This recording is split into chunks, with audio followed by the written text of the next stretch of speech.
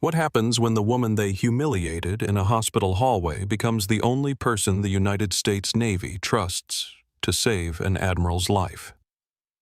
8 days before the ceremony, Clara Hayes was just another trauma nurse walking through the rain-soaked ambulance bay of a Seattle hospital, carrying 12 hours of exhaustion. A cold cup of coffee and the quiet weight of being right when powerful people needed her to be silent. She had lost her badge, her reputation, and nearly her future for refusing to ignore a patient no one wanted to see. But this story is not just about revenge. It is about courage under pressure, truth buried in paperwork, and the kind of medical instinct no title can replace. Stay with this story until the end, because the final salute changes everything. Like the video and comment where you're watching from. 8 days before that room of naval officers fell silent, Clara Hayes was standing under the flickering lights of the ambulance bay at St. Matthew Medical Center, watching rain slide down the back doors of a rescue unit like melted glass. Seattle had a way of making every night feel heavier than it was. The sky pressed low over the city gray and endless, and the hospital rose beneath it like a block of cold white stone. Sirens bounced between wet buildings. Tires hissed across the pavement. Somewhere near the bay entrance, a paramedic cursed under his breath while fighting with a jammed stretcher wheel. Clara stepped forward without being asked. She set her coffee on a concrete ledge, bent down, and freed the wheel with one sharp pull. The stretcher lurched forward, the patient groaning beneath a silver thermal blanket. "Thanks, Hayes," the paramedic said, breathless. Clara gave him a small nod and walked beside the stretcher through the sliding doors. Inside, the emergency department was already boiling. Every bed was full. Every hallway had become a waiting room. A toddler cried against his mother's shoulder near triage. An old man slept upright in a wheelchair, his chin fallen to his chest. A young resident stood at the nurse's station with 2 phones pressed to his ear, and a look in his eyes that said he had forgotten which voice belonged to which patient. Clara moved through it all with a quiet kind of precision. She was 38, with dark blonde hair tied at the base of her neck and tired eyes that missed almost nothing. Her face had the calmness of someone who had seen panic up close and learned not to feed it. She did not rush unless rushing mattered. She did not raise her voice unless silence became dangerous. On her badge, the words were simple. Clara Hayes, registered nurse, emergency trauma. Nothing on the plastic card said what she had done before St. Matthew. Nothing mentioned desert, dust-filled blood, naval evacuation tents, or the sealed commendation buried so deep in a federal file that most of the hospital would have called it fiction. To them, she was just a nurse who took too long with patients, asked too many questions, and had a dangerous habit of being right. At the nurse's station, Maya Brooks looked up from a stack of charts and pointed toward Trauma Bay 3. "You've got Riley. Chest pain. 49. Vitals are weird, but the resident thinks it's anxiety." Clara took the chart. "Which resident?" Maya glanced toward the far end of the unit. "Kessler." Clara's expression barely changed, but Maya saw the flicker. Dr. Aaron Kessler was in his 2nd year of residency, bright enough to be dangerous and tired enough to be wrong. He had a good heart on the days when pride did not get in the way of it. Tonight, pride seemed to be standing at his shoulder. Clara entered Trauma Bay 3 and found Thomas Riley sitting half upright on the bed, pale under the fluorescent lights. His work boots were still wet from the rain. His wife stood beside him, holding his jacket against her chest like it was the only thing keeping her upright. Riley tried to smile when Clara stepped in. "Guess I picked a bad night to scare my wife." His words came slowly, almost normal, but not quite. Clara noticed the tiny delay between thought and speech. She noticed his left eye narrowed a fraction more than the right. She noticed his right hand lying still on the blanket, while his left hand kept kneading the fabric near his hip. "You didn't pick the night," Clara said, gently checking the monitor. "The night picked you. Tell me what happened." Kessler walked in behind her, flipping through a tablet. Chest pain started at dinner. EKG clean. Troponin negative. Mild hyperventilation. No cardiac history. I'm thinking panic response. Maybe muscle strain. Clara looked at Riley, not the tablet. Any headache? Riley blinked. Kind of. Back here. He touched the base of his skull. His wife leaned in. He said his neck hurt earlier. He slipped in the garage 2 days ago, but he didn't fall hard. Kessler sighed softly, already half-turned toward the door. Everybody has neck pain in February. Clara lifted a penlight. Mr. Riley, follow the light with your eyes. He tried. The left eye tracked cleanly. The right eye lagged just a breath. Clara felt the room narrow. She had felt that narrowing before in places where monitors were rare and mistakes had no hallway to hide in. It was the quiet click of pattern meeting memory. She lowered the penlight. Grip my fingers. His left hand squeezed strong. His right hand followed late weaker. Kessler frowned. He's nervous. Clara turned to him. He's not nervous on one side of his body. The wife's face strained. What does that mean? Clara kept her voice even. It means we need more imaging. Kessler pulled the curtain farther closed, lowering his voice as if volume was the problem. Clara, CT is backed up. Neuro has 4 consults waiting. We cannot scan every patient with vague symptoms. His symptoms aren't vague. He came in for chest pain. He came in with chest pain delayed speech, unequal tracking neck pain after minor trauma and right hand weakness. Kessler glanced at the monitor. Blood pressure is high because he's scared, or it's high because his brain is trying to keep itself perfused. That got him. Just for a second. Then his jaw tightened. You're reaching. Clara looked at Riley's wife. The woman was watching them both now, eyes wide, trying to decide which medical voice was the one keeping her husband alive. Clara stepped closer to Kessler. Order the scan.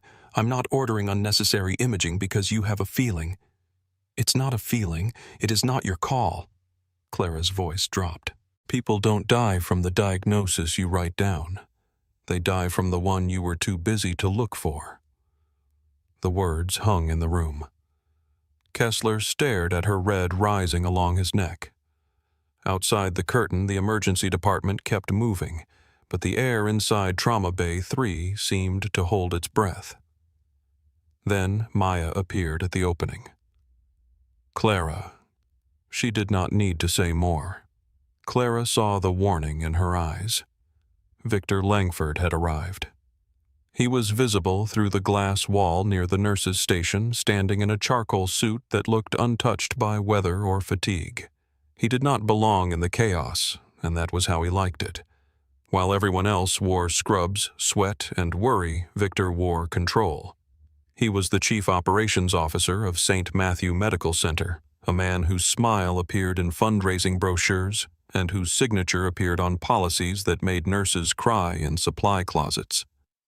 He spoke softly. That was one of the reasons people feared him. Men who shouted gave you something to resist. Victor Langford gave you documents, reviews, committee notes, and meetings where your own words returned to you sharpened. He looked toward Trauma Bay 3 and saw Clara. His expression did not change. Kessler saw him too and seized the moment. Mr. Langford, he called, stepping out. There's an issue with care escalation. Clara stayed with the patient. She checked Riley's pulse again. His skin felt cool at the fingers. His right hand still lagged. His speech was slowing. He blinked too often, like the room kept tilting and correcting itself. Victor entered the bay with the smoothness of a man walking into a boardroom. Ms. Hayes, he said. I understand there's a disagreement. Clara did not turn away from Riley. There's a patient showing neurological deficits. He needs vascular imaging. Victor looked at Kessler. Dr. Kessler swallowed. Current workup does not support emergent imaging. I believe anxiety and musculoskeletal pain are more likely. Victor nodded as if the matter had already become arithmetic. Then we follow the physician's assessment. Clara finally faced him. With respect, that assessment is incomplete. The phrase, with respect, did not soften anything. Everyone in the room heard the blade beneath it. Victor's eyes settled on her badge. Ms. Hayes, this department has been counseled repeatedly on resource discipline. We have protocols for a reason. Yes, Clara said. To protect patients. To protect the hospital's ability to care for all patients. This patient is part of all patients. Victor's mouth tightened by 0.5 millimeter. Riley's wife stepped forward. Please. If she thinks he needs the scan, can you just do it? Victor turned his polished sympathy toward her. Mrs. Riley, I understand this is frightening. We are making evidence-based decisions. Clara watched Thomas Riley try to speak. His lips moved, but no sound came out at first. His eyes filled with confusion, then fear. That was enough. Clara reached past Kessler and hit the stroke alert button. The overhead tone cut through the emergency department. For 1 second, every conversation broke. Kessler stared at her. What are you doing? Clara pulled the rail up on Riley's bed. My job. The scan happened because once the alert sounded, the system moved before Victor could strangle it with procedure. Riley was rushed through the hall, his wife running beside the transport team, until a tech stopped her at the imaging doors. Victor said nothing as they passed. Clara stood outside CT with her arms folded, rainwater still drying on the cuffs of her scrubs. Kessler paced 6 feet away. Maya leaned against the wall, watching the display board, her face hard with worry. Minutes stretched. Then the radiologist called. Vertebral artery dissection. High-risk posterior circulation stroke. Immediate intervention needed. Kessler stopped pacing. Maya closed her eyes. Clara only breathed out once, slow and controlled. The room around them shifted. The diagnosis turned from argument into evidence. Riley was moved fast. Neurology came down. Medication started. A surgical consult opened. His wife cried into both hands when Clara told her they had caught it in time. You saved him, Mrs. Riley whispered. Clara shook her head. We caught it before it took him. But she could feel Victor behind her before he spoke. Conference room. Now. Maya stepped forward. Victor. She was right. He did not look at Maya. Now. The conference room sat behind the emergency department, separated from the noise by glass walls and a door that never quite blocked the sound of suffering. Staff gathered because Victor told them to gather. Nurses came in with gloves still in their pockets. Residents stood along the wall. A respiratory therapist remained near the door with a radio clipped to his shoulder. Even a security guard hovered just outside, uncertain if he was part of the meeting or the threat. Clara stood at the far end of the table. Victor placed a folder in front of him. He had already prepared something. That told Clara everything. St. Matthew is a trauma center, Victor began. It is not a stage for personal heroics. No one moved. Tonight, a staff nurse bypassed physician authority, ignored departmental resource guidelines, initiated a major alert without approval, and created operational disruption during peak volume. Maya's eyes flashed. That alert saved a man from a stroke. Victor looked at her then. Charge Nurse Brooks. You are not speaking. Maya went still. Clara felt anger rise in her chest, but she did not feed it. Anger wasted oxygen. She had learned that under canvas tents while men bled through uniforms and officers argued about extraction windows. Victor opened the folder. This is not an isolated concern. Ms. Hayes has a documented pattern of insubordination, hostile communication, and refusal to follow chain of command. Clara stared at him. There it was. Chain of command. The phrase men used when they wanted obedience to sound noble. Kessler looked down at the floor. Shame had found him, but not courage. Victor continued. Effective immediately, Ms. Hayes is suspended pending formal review. A murmur moved through the room. Maya stepped closer to Clara. Victor held out his hand. Your badge. For the first time that night, Clara looked at the faces around her. Some were angry. Some were afraid. Some looked away because they knew looking away was safer. That was the part that hurt most. Not Victor. Men like Victor were easy to understand. They were built from polished ambition and rot, but the silence of decent people had its own weight. Clara reached for the badge clipped to her scrub top. The plastic was warm from her body. It had opened medication rooms, staff doors, supply closets, and trauma bays. It had let her move through the hospital as if she belonged there. She unclipped it. Maya whispered, Clara, don't. Clara placed the badge in Victor's waiting palm. You can take the badge, she said. You can't take what I know. Victor smiled. That is exactly what people like you always think. The room absorbed the sentence like a bruise. Clara did not answer. She walked past him, past the staff, past the security guard who suddenly seemed embarrassed by his own uniform. The emergency department had not stopped. It never stopped. A woman vomited into a blue basin near triage. A baby screamed as a nurse checked his oxygen. A man with blood on his sleeve asked if anyone had called his brother. Clara passed them all with empty hands. At the ambulance bay doors, Maya caught up with her. Clara. Clara stopped but did not turn. I'll go to the board, Maya said. I'll write a statement. Riley's wife heard everything. No. Maya looked wounded. No. Clara turned then. Her face was calm, but her eyes were not. You have 2 kids, a mortgage, a mother on dialysis. He knows all of that. I'm not scared of him. Yes, you are, Clara said softly. And you should be. Rain hammered the pavement beyond the sliding doors. Maya's voice broke lower. He can't keep doing this. Clara almost smiled, but there was no humor in it. He has been doing this. Maya had no answer to that. Clara stepped out into the ambulance bay. The cold hit her first, then the wet air, then the sound of a siren approaching from somewhere beyond the hospital campus, rising through the city like a warning no one knew how to read. She walked to her old truck parked under a failing light near the staff lot. The key shook in her hand only when she was alone. Inside the cab, the world became small. Rain ticked against the windshield. Her breath fogged the glass. For a few seconds, she sat with both hands on the steering wheel and stared at nothing. She had been removed before. Not from a hospital, not with a badge taken in front of frightened coworkers, but removed all the same. Packed out of a place where people owed her their lives and then told to sign papers that turned truth into silence. Thanked behind closed doors. Forgotten in public. Her phone buzzed. A message from Maya. I'm sorry.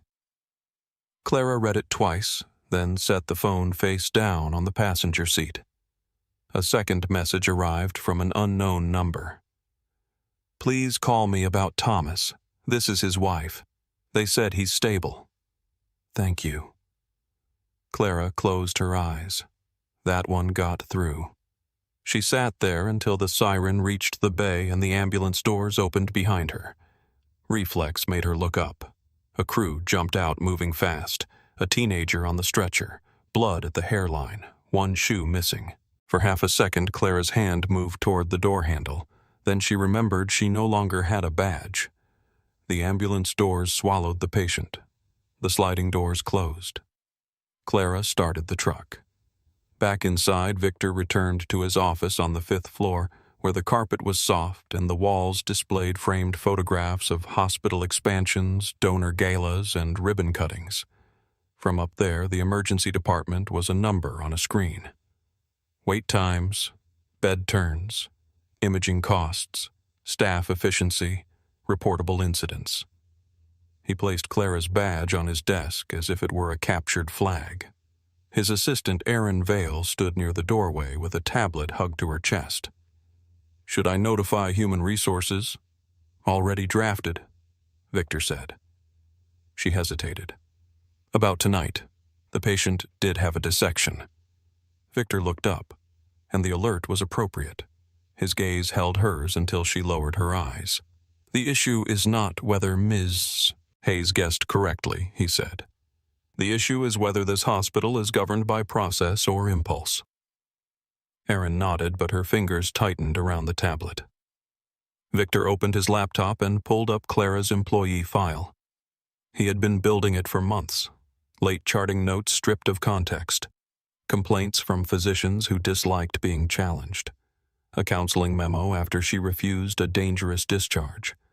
Another after she reported unsafe staffing and trauma overflow. None of it looked dramatic on its own. Together, it looked like a pattern. That was Victor's gift. He did not need to invent a lie whole. He only needed to arrange small truths until they pointed in the wrong direction. He added the night's incident to the file. Unauthorized activation of emergency protocol. Disruption of physician-led care. Escalation behavior. Potential liability exposure. He paused on that last phrase. Liability exposure. Not patient saved. Not stroke prevented. Liability exposure. His office phone rang. Victor glanced at the screen. Restricted external line. He let it ring twice, then answered. "Victor Langford."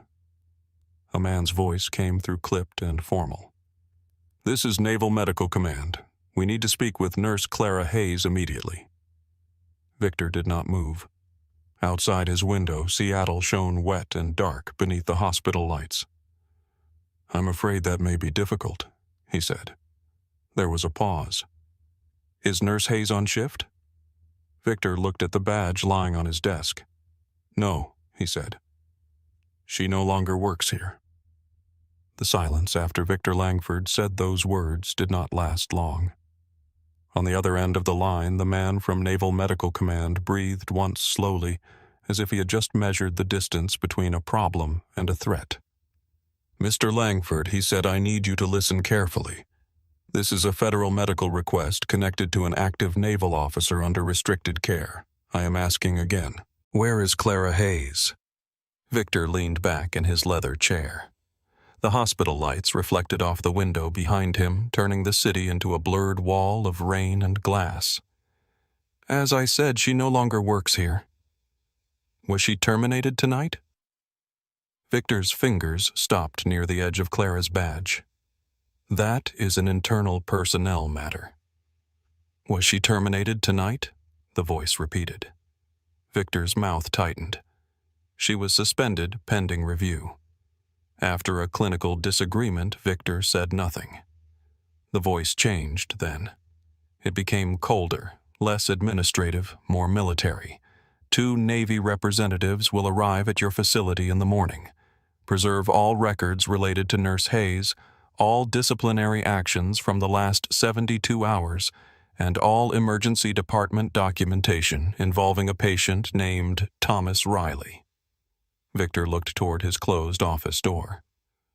"I am not sure you understand how civilian hospital governance works." "No," the man said. "I am not sure you understand what you just stepped into." The line went dead. Victor remained still for several seconds. Then he picked up Clara's badge and placed it inside his top drawer. By dawn, Seattle was the color of steel. Rain had softened to a mist, but the streets still shone under the traffic lights. The hospital stood awake as it always did, its windows bright against the morning gloom. Nurses changed shifts with tired faces. Residents stepped out for 10-minute coffees that tasted like burned paper. Families slept in waiting room chairs with coats folded under their heads. At 7:18, 2 black Navy vehicles pulled up outside the main entrance. They did not park near the visitor lot. They stopped at the curb like they had every right to be there. The first person out was Commander Ethan Cole, a Navy physician in dress blues beneath a dark overcoat. He was tall, clean-shaven, with eyes that seemed trained to take in exits. people, cameras, and lies all at once. Beside him stepped Lieutenant Nora Price, a naval legal officer with a leather folder tucked under one arm. Her hair was pinned tight. Her face carried no anger, only purpose. Behind them came two uniformed security personnel who did not speak at all. The front desk volunteer looked up confused. Commander Cole showed identification. "We are here for Victor Langford and Clara Hayes." Within 6 minutes, Victor was in the executive conference room dressed as if he had never left the building. His tie was perfect. His expression was careful. On the table in front of him were printed policies, visitor protocols, and a prepared statement from Human Resources. Commander Cole did not sit. Lieutenant Price did. That made Victor uneasy. Commander Victor said smoothly, "We are always honored to assist the United States Navy. However, Ms. Hayes is not currently authorized to practice at this facility. She was removed from duty following serious conduct concerns." Cole watched him. "Was she removed before or after she prevented a fatal misdiagnosis in your emergency department?" Victor's eyes flickered. "The incident is under review. Did the patient live?" "That is not the issue. It usually is in medicine." Lieutenant Price opened her folder. "Mr. Langford, Admiral Russell Kane was admitted to this facility at 0432 this morning after collapsing during a private defense briefing north of the city. His condition is unstable. Your physicians have requested outside consultation, but Admiral Kane has a sealed medical contingency file with Naval Medical Command." Victor said nothing, but something in his face changed. Price continued. "That file names Clara Hayes as an emergency clinical contact." A soft hum from the lights filled the space between them. Victor placed both hands flat on the table. "There must be some confusion. Clara Hayes is a registered nurse. She's not a specialist." Commander Cole finally sat. Admiral Kane did not ask for a specialist. Victor gave a thin smile. Then perhaps the Admiral was mistaken. Cole leaned forward just enough. "Admiral Kane is unconscious, Mr. Langford." His file spoke for him. In the restricted intensive care wing 2 floors below, Admiral Russell Kane lay beneath white sheets that made his skin look almost gray. He was 61, broad-shouldered even in illness, with silver hair cropped close and a face weathered by command. Monitors surrounded him. Tubes entered his arms. A ventilator hissed beside the bed with mechanical patients. The room was filled with important people who had no answers. Cardiology had reviewed his rhythm twice. Neurology had ordered imaging that explained almost nothing. Toxicology was waiting on expanded panels. The attending intensivist, Dr. Samuel Rourke, stood near the foot of the bed with his arms crossed and his confidence fading by the minute. The Admiral's blood pressure surged, then dropped. His oxygen numbers dipped without a clean reason. His left hand remained cold despite warming blankets. Sweat gathered along his hairline even while his temperature stayed low. Every treatment seemed to help for a moment, then betray them. Commander Cole entered the room, took one look at the monitors, and felt his jaw tighten. "Status." Dr. Rourke turned. "Unstable but holding. We suspect a neurocardiac event or atypical toxic exposure. We are supporting pressure and oxygenation." Cole looked at the Admiral's left hand. "Did he crash after sedation?" Rourke frowned. "Yes, but that can happen in compromised patients." Cole stepped closer to the bed. "Is he sweating through the sheets?" The nurse beside the bed nodded before Rourke answered. "Yes." Cole looked at Lieutenant Price through the glass. "Find Hayes." Clara Hayes had not gone home after leaving St. Matthew. She had driven without thinking until the hospital lights disappeared behind wet streets and early morning trucks. At some point, she parked near the waterfront where fishing boats rocked in dark water, and gulls cried over the docks like restless ghosts. When the diner opened at 5, she went inside. It was the kind of place that smelled like coffee, old grease, and raincoats. A waitress with silver hair poured coffee without asking. Clara sat in a booth near the window, still wearing the same scrubs under a heavy jacket, her hands wrapped around the mug, though she had barely taken a sip. The city moved outside. People went to work. Buses sighed at curbs. A man in a Seahawks cap argued with a parking meter. Life continued with brutal indifference. Clara looked at her reflection in the window. No badge, no unit, no reason to keep checking the door every time an ambulance passed. But she checked anyway. At 7:46, Commander Cole and Lieutenant Price entered the diner. They did not need to ask which woman was Clara. People like Clara had a certain stillness after a crisis, not peace, not rest, something closer to a weapon placed carefully on a table. Cole approached the booth. Clara Hayes. Clara looked at his uniform first, then his face. No. Price lifted one eyebrow. Clara took a sip of coffee. You found Clara Hayes. You did not find Nurse Hayes. Cole did not smile. Admiral Russell Kane is dying. The name struck her harder than she let show. Her hand tightened around the mug. Then why are you here instead of in an operating room? Because his contingency file says that if conventional diagnosis fails, we are to find you. Clara stared at him. The diner noise seemed to fall back, forks against plates, the coffee machine hissing, rain ticking softly against the glass. She set the mug down. Is he sweating through the sheets? Cole's face changed. Yes. Left hand cold. Yes. Pressure crash after sedation. Cole looked at Price, then back at Clara. Yes. Clara stood so quickly the booth seat scraped behind her. Take me to him. Price placed a hand on the folder. Before we leave, I need to be clear. Your hospital status is complicated. Clara pulled a few bills from her pocket and dropped them on the table. The Admiral's blood flow is more complicated. They drove back through Seattle under a sky that refused to brighten. In the back seat, Clara asked for every detail Cole had. Onset, medications, procedures, imaging, lines placed, blood gases, history, collapse pattern. Who touched him first? Who changed orders? Who signed off? Cole answered cleanly the way military physicians did when they understood that time wasted on pride could kill a patient. Lieutenant Price watched Clara across the seat. You knew Admiral Kane before this? Clara looked out the window. He was a captain then. That is not in your employment record. No, Clara said. It would not be. Cole did not press, but his eyes shifted in the rearview mirror. At St. Matthew, Victor was waiting near the restricted elevator with Dr. Rourke and hospital security. When Clara stepped out of the Navy vehicle, conversations around the lobby thinned into whispers. She was still wearing the same clothes from the night before. Her hair was damp from the mist. Her face was pale with no sleep. But she walked through the doors like she had never surrendered the building to anyone. Maya saw her from across the emergency department entrance. For a moment, neither woman moved.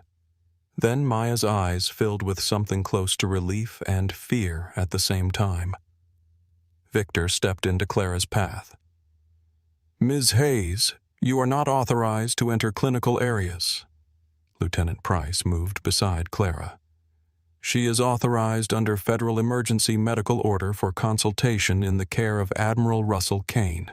This is a civilian hospital. Price looked at him. And that is a United States Admiral. Victor's nostrils flared. She has no privileges. Commander Cole stepped forward. Then give her temporary emergency access. I will not expose this hospital to liability, because the Navy has a sentimental attachment to a suspended nurse. Clara looked at Victor for the first time. There is a man upstairs whose brain and heart are arguing over which one gets to fail first. You can either move or you can explain later why your ego took precedence over his pulse. The lobby went still. Victor's face hardened.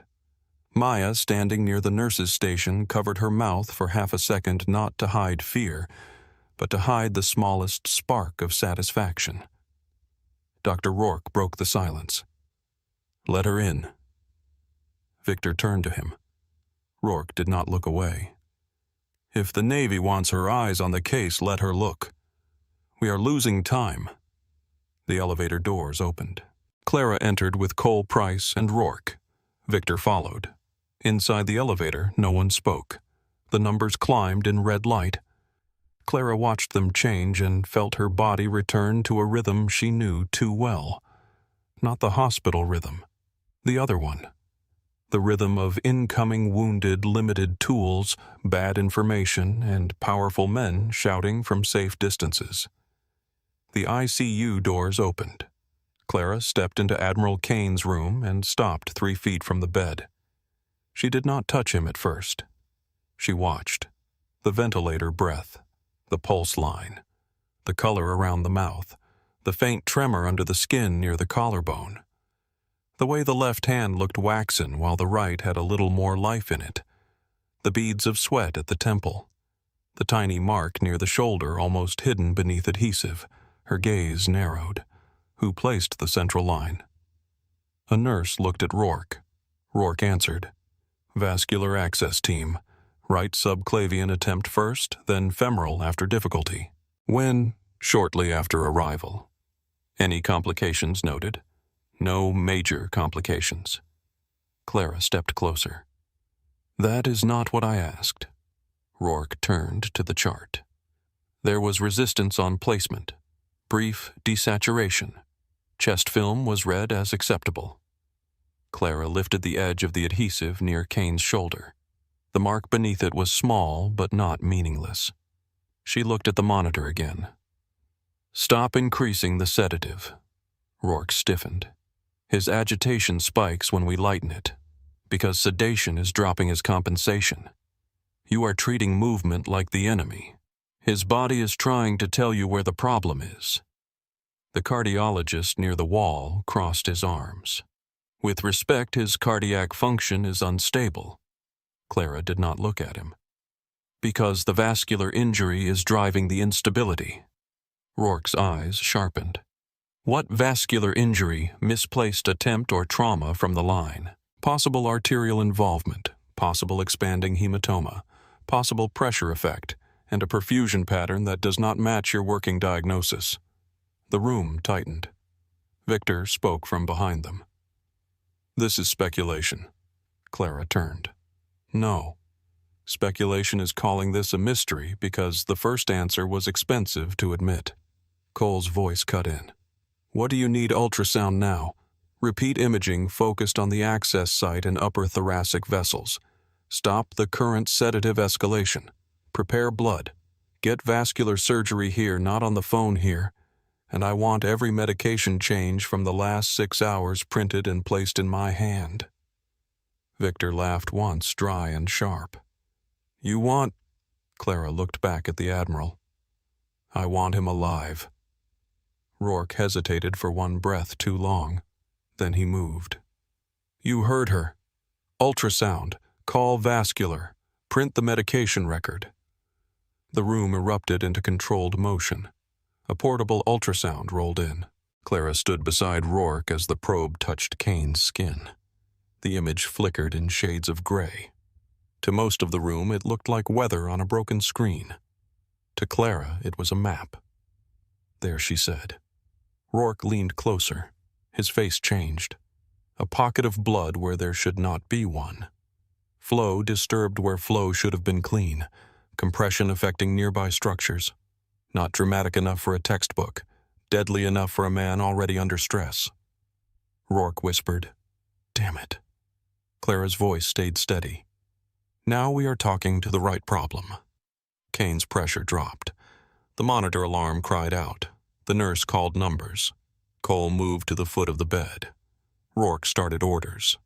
The cardiologist stepped in, suddenly useful, suddenly focused. Clara guided them through the sequence not as a woman demanding authority, but as the only person in the room whose mind had already gone 3 moves ahead. Do not chase the pressure blindly. Support it, but do not flood him. He is compromised. Keep oxygenation steady. Get vascular ready. If he Brady's again, call it before it happens, not after. A resident fumbled with a line. Clara put one hand over his wrist. "Breathe." He looked at her, startled. "Breathe, then move." He breathed. He moved better. Minute by minute, the room shifted from panic into purpose. The vascular surgeon arrived with wet hair and a face full of irritation that disappeared when he saw the ultrasound. Within moments, irritation became urgency. Kane was stabilized enough to move for intervention, but barely. As the team prepared transport, the Admiral's eyelids fluttered. Clara leaned close. "Admiral Kane, it's Hayes." His eyes opened a fraction, clouded, pained, still fierce somewhere beneath it. His fingers moved against the sheet. Clara placed her hand near his. He gripped her wrist with surprising strength. His voice came out rough, broken by the ventilator mask. "Still ignoring orders, Hayes." For the first time since she had walked back into St. Matthew, Clara almost smiled. "Only the bad ones, sir." Around them, people heard it. Maya, standing just outside the glass, heard it. Victor heard it. The air changed again. The fired nurse was not a mistake the Navy had made. She was a memory the Navy had kept. Kane's eyes closed, but his grip remained for one more second before his hand fell back to the sheet. They moved him fast. When the doors swung shut behind the transport team, Clara stood in the sudden quiet of the emptied ICU room. The sheets were twisted. Gloves lay in the trash. A smear of antiseptic marked the bed rail. The monitors still glowed, waiting for a patient who was no longer there. Rourke stood beside her, looking older than he had 30 minutes before. "You saw it from the doorway," he said. Clara looked at the mark on the discarded adhesive. "I saw what did not belong." Rourke swallowed. "We missed it." "Yes." He flinched slightly, not because she was cruel, but because she was honest. Victor stepped into the room. "The Admiral is being treated now. Ms. Hayes has served her consultation purpose." Lieutenant Price appeared behind him with a stack of printed records. "Not quite."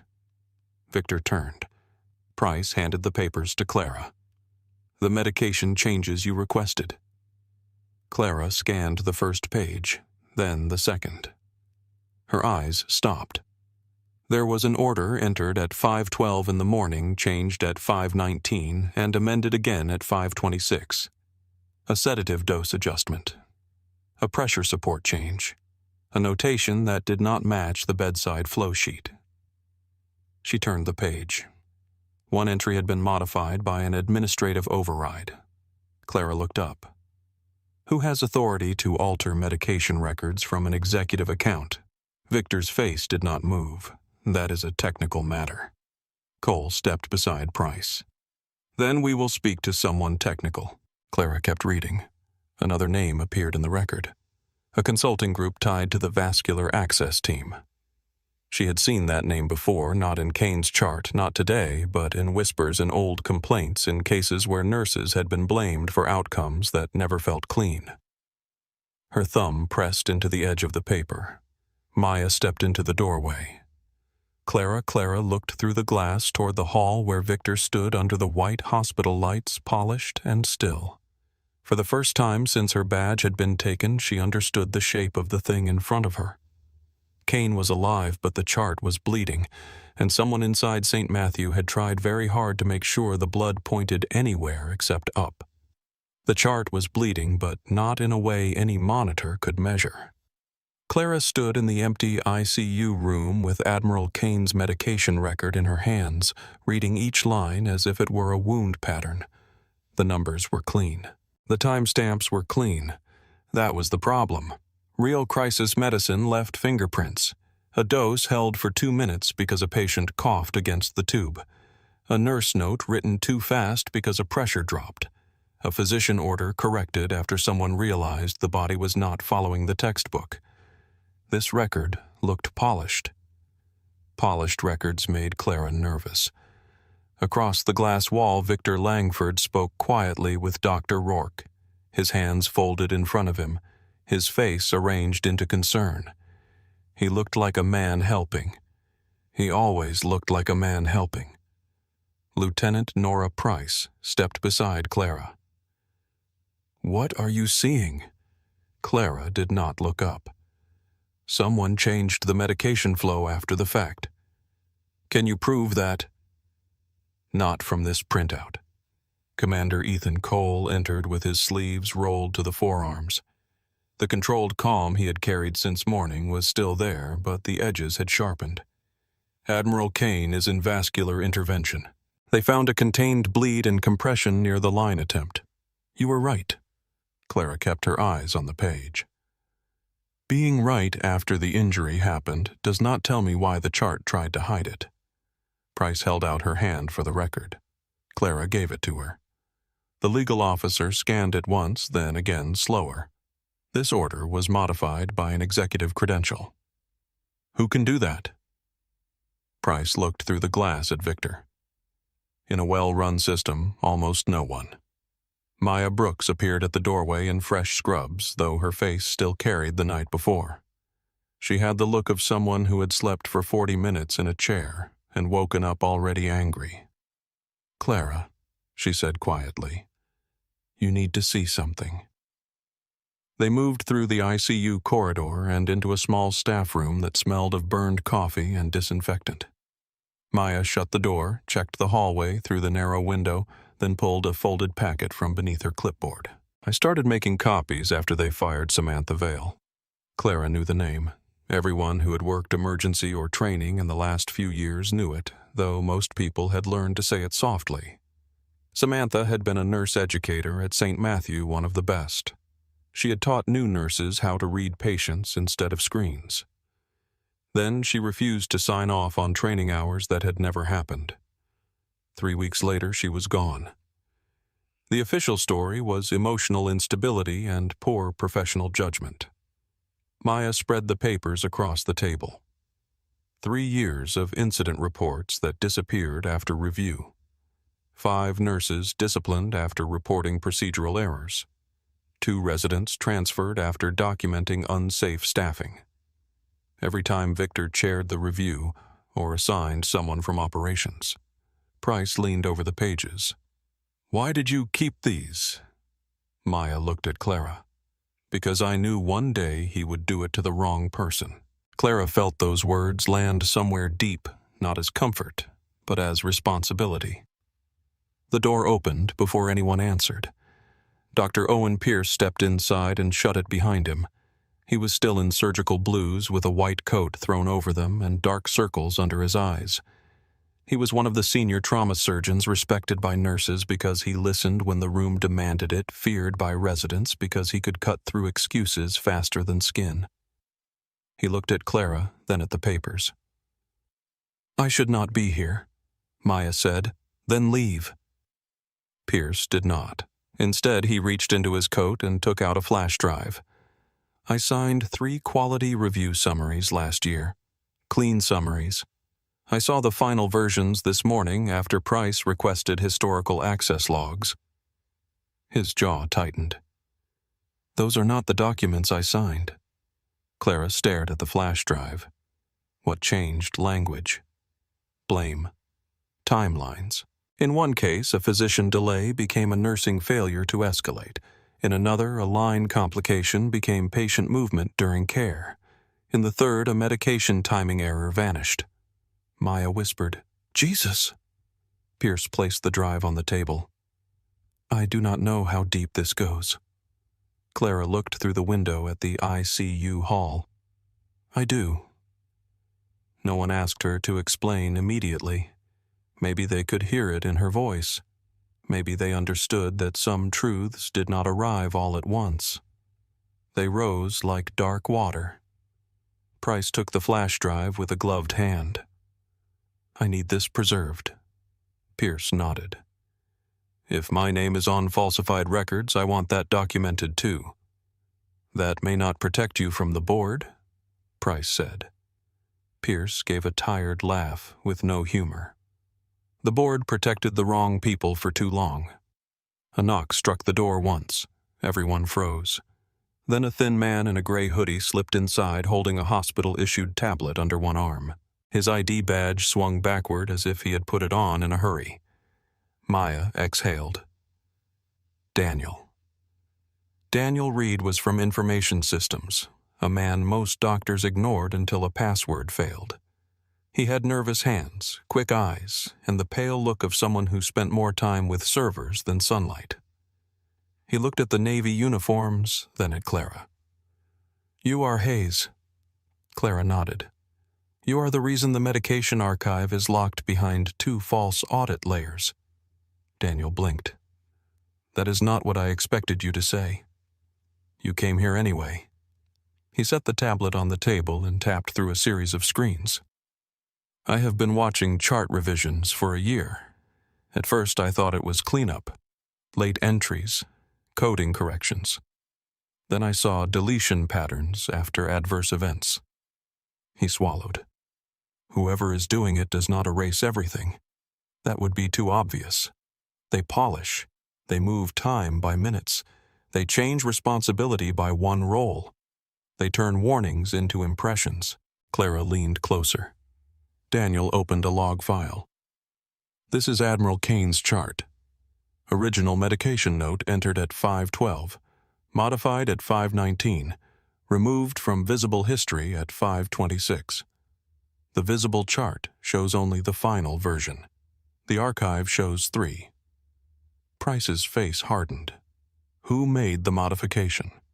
Daniel tapped again. "Executive override. Credential traces to Operations Administration." Maya looked at the closed door. "Victor." Daniel shook his head. "It is not that simple. The account was routed through a shared executive access point, but the location stamp places the login on the 5th floor, Victor's floor." Clara pictured his office, soft carpet, rain-streaked window, her badge in his drawer. Cole spoke from the corner. "Can this be preserved outside the hospital system?" Daniel hesitated. "If I export without authorization, they can terminate me and claim I manipulated the data." Price opened her folder. "You now have federal authorization to preserve records connected to a restricted military medical incident."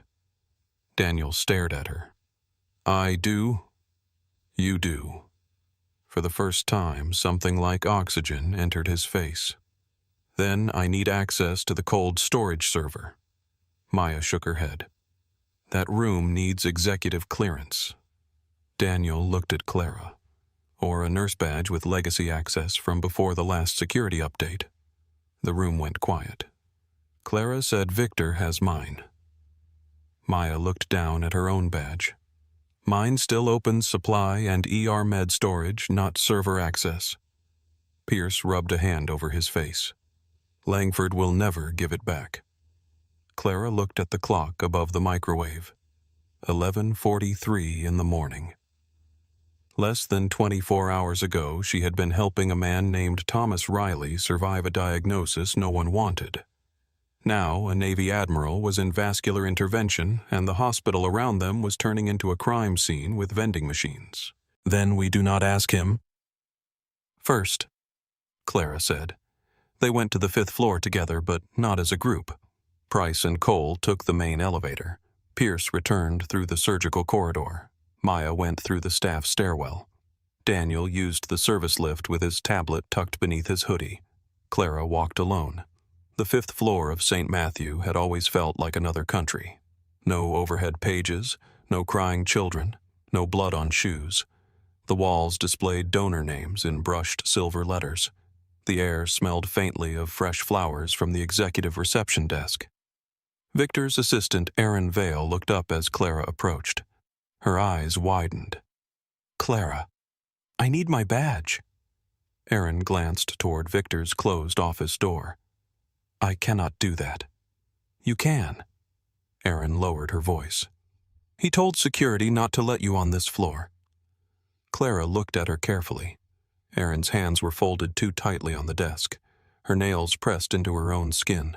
Fear did not always shake. Sometimes it sat perfectly straight and answered phones.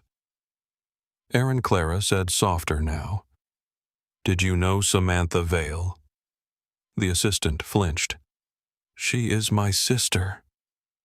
The hallway seemed to drop away. Maya came around the corner at the same moment and stopped. Aaron looked between them, trapped by a truth she had not meant to reveal. Clara stepped closer to the desk. He used her file to scare you. Aaron's eyes filled, but she did not let the tears fall. He said if I helped anyone reopen her case, he would make sure she never worked in healthcare again. He said the state board would see everything. Everything he wrote, Clara said. Aaron closed her eyes. From inside Victor's office came the muffled sound of his voice on a call. Price entered from the opposite hallway with Cole beside her. Ms. Vale Price said we need access to property held after Ms. Hayes was suspended. Aaron looked at the Navy officer, then at Clara. Her hand moved below the desk. For one dangerous second, Clara thought she had hit a silent alarm. Instead, a drawer clicked open. Aaron removed a sealed envelope with Clara's name printed across the front. Inside was the badge. I logged it as personal property, Aaron whispered. Not surrendered credentials. Maya let out a breath. Clara took the badge. The plastic felt different now, smaller, less like permission, more like evidence. Victor's office door opened. He stepped out with a phone still in his hand.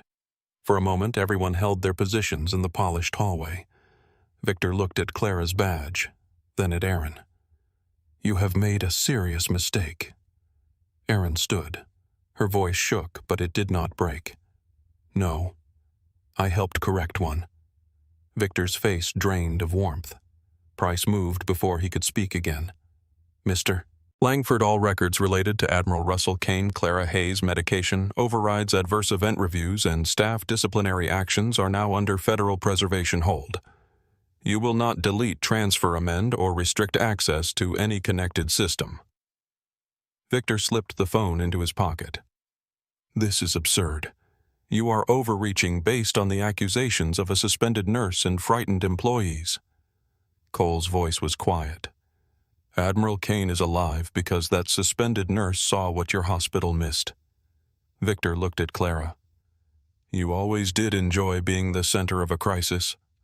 Clara held his gaze. No. I keep finding you there. They moved past him.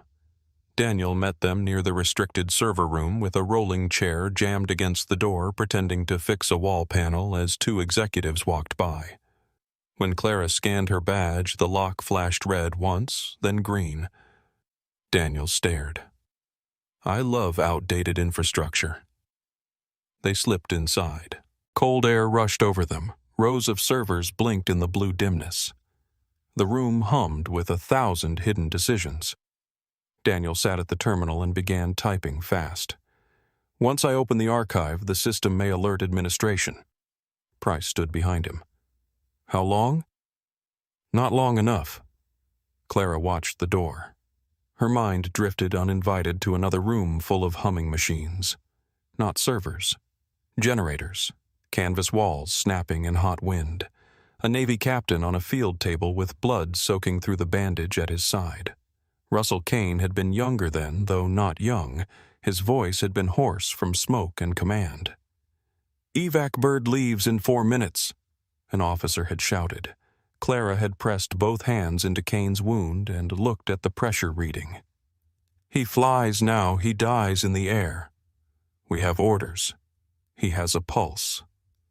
The officer moved close enough that she could smell dust on his uniform.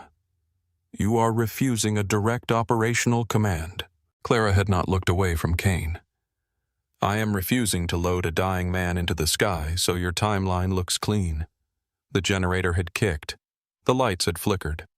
Outside, men shouted over rotor wash. Kane had opened his eyes, then barely. What is your name, Hayes? Rank. None that matters to you. Even half dead, he had smiled. Good. The memory broke when Daniel whispered, Got it.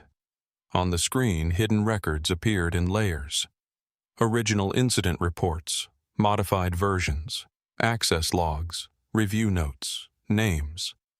Maya stood behind Clara, one hand pressed to her mouth. There was Samantha Vale's file, original training audit, non-compliant staffing education, missing competency, hours, unsafe, sign-off pressure. Modified version. Educator failed to maintain documentation standards. Emotional conduct concerns, resignation recommended.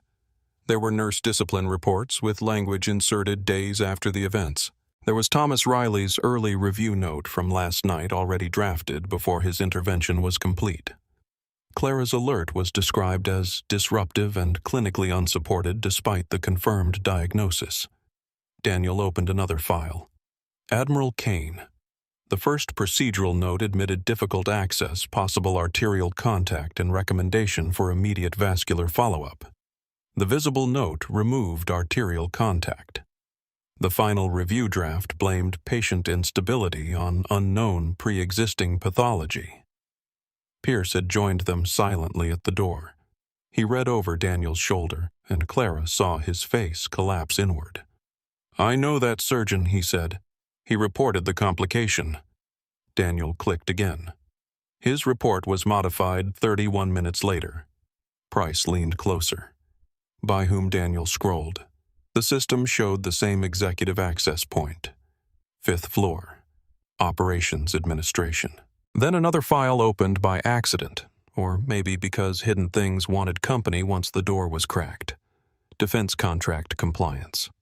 St. Matthew had been reporting reduced complication rates to maintain preferred status for military and federal emergency care partnerships. Lower reportable incidents meant stronger contract positioning. Stronger contract positioning meant funding bonuses expansion power. Clara read the numbers. Patients had become metrics. Nurses had become shields. Reports had become weapons. Maya whispered, "How many?" Daniel did not answer at first. Then he said, "More than we have time to count here." The server room door handle rattled. Everyone turned. Victor's voice came through the door, controlled and venomous. "Open this door." Price nodded to Cole. Cole stepped to the side, not blocking the door exactly, but occupying the space where trouble would have to pass through him first. Daniel kept typing. "Exporting now." The handle rattled again. "Ms. Hayes," Victor called. "You are committing a criminal act." Clara walked to the door and opened it. Victor stood outside with 2 hospital security guards and the head of compliance, a woman whose face had gone pale enough to tell Clara she knew at least part of what was inside. Victor looked past Clara toward Daniel. "Step away from that terminal." Price appeared beside Clara. "He will not. This is proprietary hospital data. It is evidence in a federal investigation." Victor laughed softly. "You do not have a federal investigation. You have a medical complication, an emotional nurse and a military officer embarrassed that his admiral nearly died in a civilian facility." Clara saw the calculation in his eyes. He was not trying to win the truth. He was trying to create enough fog that truth arrived late. Then Cole's phone vibrated. He answered, listened, and looked at Clara. "Admiral Kane is out of intervention. He is alive." Awake for brief periods. For 1 second, Clara let herself breathe. Victor saw it and smiled faintly. "Good. Then this drama can end." Price's phone rang next. She answered with her eyes still on Victor. "Yes, sir." Her posture changed. "Yes, Admiral." Victor's smile vanished. Price held out the phone to Clara. Clara took it. The line crackled once. Kane's voice was weak, rough, and unmistakably alive. "Hayes, I'm here. Is it bad?" Clara looked into the server room at Daniel's frozen screen, at Maya's trembling hands, at Pierce's ruined expression, at Erin Vale standing down the hallway with tears finally moving down her face. "Yes, sir." Kane breathed through pain. "Then do not let them bury it." Victor stepped closer. Clara looked directly at him. "I won't." On the other end of the line, the Admiral inhaled with effort. "And Hayes?" "Yes, sir. Tell the Navy lawyer to stop being polite." Clara handed the phone back to Price. Lieutenant Nora Price listened for 3 seconds, then closed her folder. Her voice changed when she spoke. It was no longer formal. It was command. Seal the server room. Lock executive access.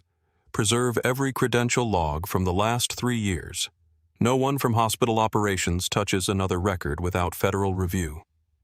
Victor went still. Price looked at the security guards. You can assist us, or you can explain why you interfered with preservation of evidence in the medical care of a United States Admiral. The guards stepped back. Daniel resumed the export. Maya reached for Clara's hand beneath the edge of the server rack.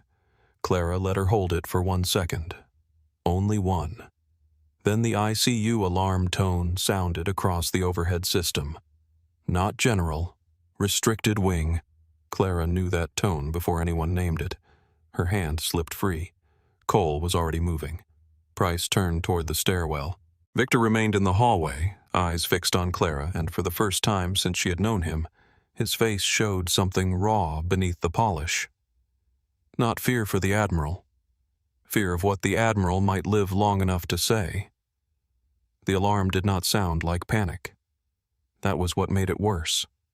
It came through the overhead system in 3 clean tones, measured and cold, the kind of sound designed by people who believed terror could be organized if the volume was correct.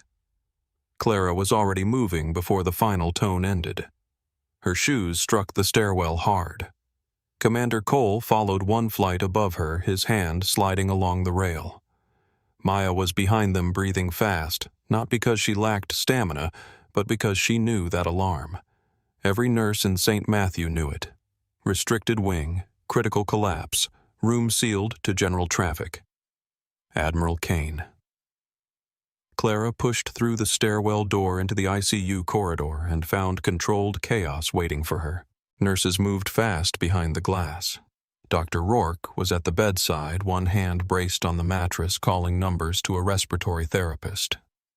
The vascular surgeon stood near the monitor, still in a procedural cap, his face tight with disbelief. A crash cart had been pulled to the room entrance. Someone had knocked a tray to the floor. Wrapped syringes and gauze packets lay scattered across the tile. Kane's monitor showed a rhythm that had not yet given up but was considering it. Clara entered without asking. What changed? Rourke looked over his shoulder. He was awake, following commands. Then sudden agitation, pressure spike, oxygen drop, rhythm instability. We thought pain response, but it escalated too fast. Clara stepped to the bed. Kane's eyes were closed. His skin looked wrong, not simply pale, but waxed with sweat. His chest rose against oxygen support in shallow, angry pulls. His fingers twitched against the sheet. The left hand, which had warmed after intervention, had gone cold again. Clara scanned the lines. IV bags, pumps, syringe labels, the charting screen, the medication tray. Who gave the last dose? A nurse named Elena Ortiz looked up, shaken. I gave pain medication at the ordered dose. He was grimacing and trying to pull at the line. What else? Nothing else. Clara's eyes moved to the trash bin. A small glass vial lay against the white plastic liner, half hidden under a wrapper. She reached for gloves. Victor Langford appeared in the doorway behind Lieutenant Price, who had stopped him with one arm across the entrance. This area is restricted, Price said. I am the chief operations officer of this hospital, and right now you are a man standing in the way of a critical care room. Victor's gaze cut past her to Clara. Clara picked up the vial and read the label. Her face went still. This was not in his active medication list. Rourke turned sharply. What Clara held it up. It interacts with what you are already giving him. In a compromised vascular patient, this could crash pressure, alter rhythm, and mimic neurological decline. Elena shook her head. I did not pull that. I swear to God, Clara, I did not pull that medication. Clara looked at her. I know. The nurse's eyes filled, but she kept working. Commander Cole stepped to the charting screen. Where is the order? Rourke searched the active list. There is no order. Maya moved to the medication cabinet at the back of the room and scanned through the drawer history. Her fingers flew over the screen. It was accessed 7 minutes ago. By whom Price called from the doorway. Maya's mouth parted. Masked credential. Administrative medication override. The room changed shape around those words. Not medically. Legally, Victor said from the hall. That is impossible. Clara turned the vial still in her gloved hand. No, impossible means it cannot happen. This happened. Kane's monitor alarm sharpened. Rourke cursed under his breath, pressure dropping. Clara was back at the bedside. Stop the infusion on pump 3. Hold the last sedative. Do not stack more medication until we know what is in him. Support pressure carefully. Get labs drawn now. Full tox panel clotting arterial gas. Elena stay with his airway. Maya find every vial pulled under that credential in the last hour. The vascular surgeon looked at Rourke. She is still not credentialed. Rourke did not take his eyes off the monitor. Then consider me the credential. Do what she says. Clara heard it but did not react. The room had no space for vindication. Kane's rhythm slipped again. For a moment, the Admiral's body seemed to sink away from them, not dramatically, not like the movies made death look, but quietly, as if each organ had received a private message to stop believing in the others. Clara leaned over him. Admiral Kane, Russell. Stay with my voice. His eyelids fluttered. Cole moved closer, his face hard in a way that had nothing to do with rank. Sir, you are at St. Matthew. Hayes is here. Kane's mouth barely moved. Clara saw it. He is trying to speak. Rourke adjusted the oxygen support. Kane forced out a sound so rough it was almost air. Cold. Clara touched his left hand. Yes, I know. His eyes cracked open. Not accident. The words were weak, but the room heard them. Victor did too. Lieutenant Price turned toward him. Mr. Langford, step away from the room. Victor's expression remained composed, but his right hand moved toward his pocket. Price saw it. Hands where I can see them. Cole looked up. Victor froze. For the first time, the executive hallway polish cracked completely. Not enough for the staff to see fear yet. But Clara saw it. The tiny calculation, the search for an exit. The mind of a man who had lived by controlling rooms and now stood in one that had stopped obeying him. Daniel Reed arrived at the ICU doors with a tablet clutched against his chest, breathing hard. I have the cabinet log, he said. The medication cabinet accepted a remote override from Operations Administration. Then the active record was opened, modified, and hidden. Price took one step toward him. Can you preserve it? Already duplicating, Victor said. That man has no authority to access restricted hospital systems. Daniel looked at him, and something in the timid analyst had changed since the server room. Fear was still there, but it no longer owned the room inside him. You used my system to hurt patients, Daniel said. I think my authority just caught up. Kane's pressure dipped again. Clara raised her voice, not loud, but sharp enough to cut through every conversation. Everyone not saving him quiet. The room obeyed. She guided them through the next 12 minutes like she was walking a narrow bridge over deep water. Kane needed support, but too much support could worsen the stress on the repaired vessel. He needed pain control, but the wrong medication could push him under. He needed oxygen, but the pressure had to be balanced. Every correction carried teeth. Rourke worked beside her without ego now. Elena called vitals. Maya found cabinet records. Cole prepared supplies before Clara asked for them.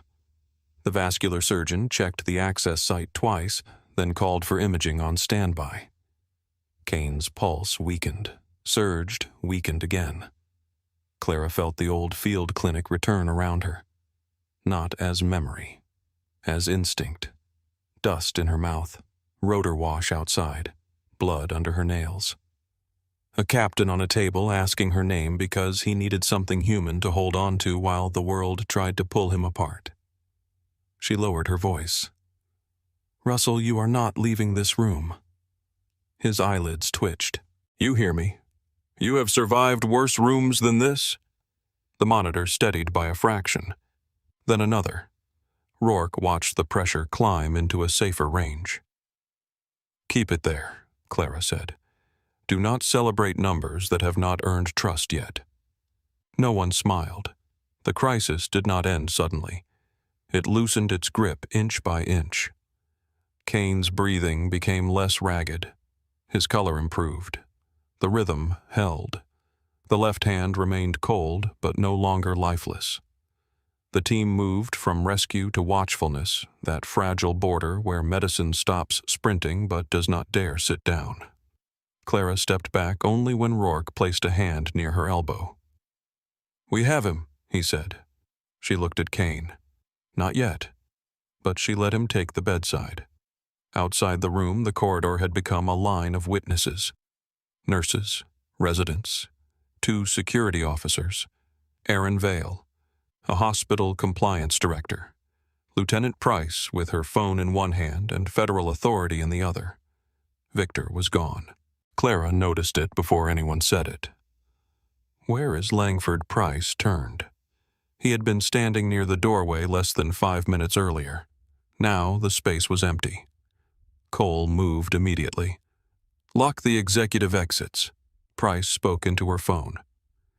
"Operations Executive Victor Langford has left a restricted investigation area. Preserve all cameras from ICU 5th floor, east stairwell, west stairwell, parking access, and administrative corridor." Maya stepped out of Kane's room holding a printout. He pulled something from the cabinet under the same override, then the record was deleted. Clara. This was not only a cover-up. Someone tried to make the second crash look like Kane's body failing after surgery. Clara stared down the corridor. "No," she said. "Someone tried to make it look like we failed after touching him." Daniel's tablet chimed. He looked at the screen. Victor just accessed his office computer. Cole was already moving. This time, Clara followed. They did not run through the public corridors. Running created noise. Running warned people. They moved with speed that looked like purpose instead of panic, cutting through staff passages past supply carts, past a chapel where a woman knelt alone with both hands over her mouth. On the 5th floor, the executive suite was in disorder for the first time Clara had ever seen it. Aaron's desk drawers were open. A vase had been knocked sideways, water spreading across a stack of donor brochures. Victor's office door stood ajar. Inside, the computer screen was dark. The top drawer was open.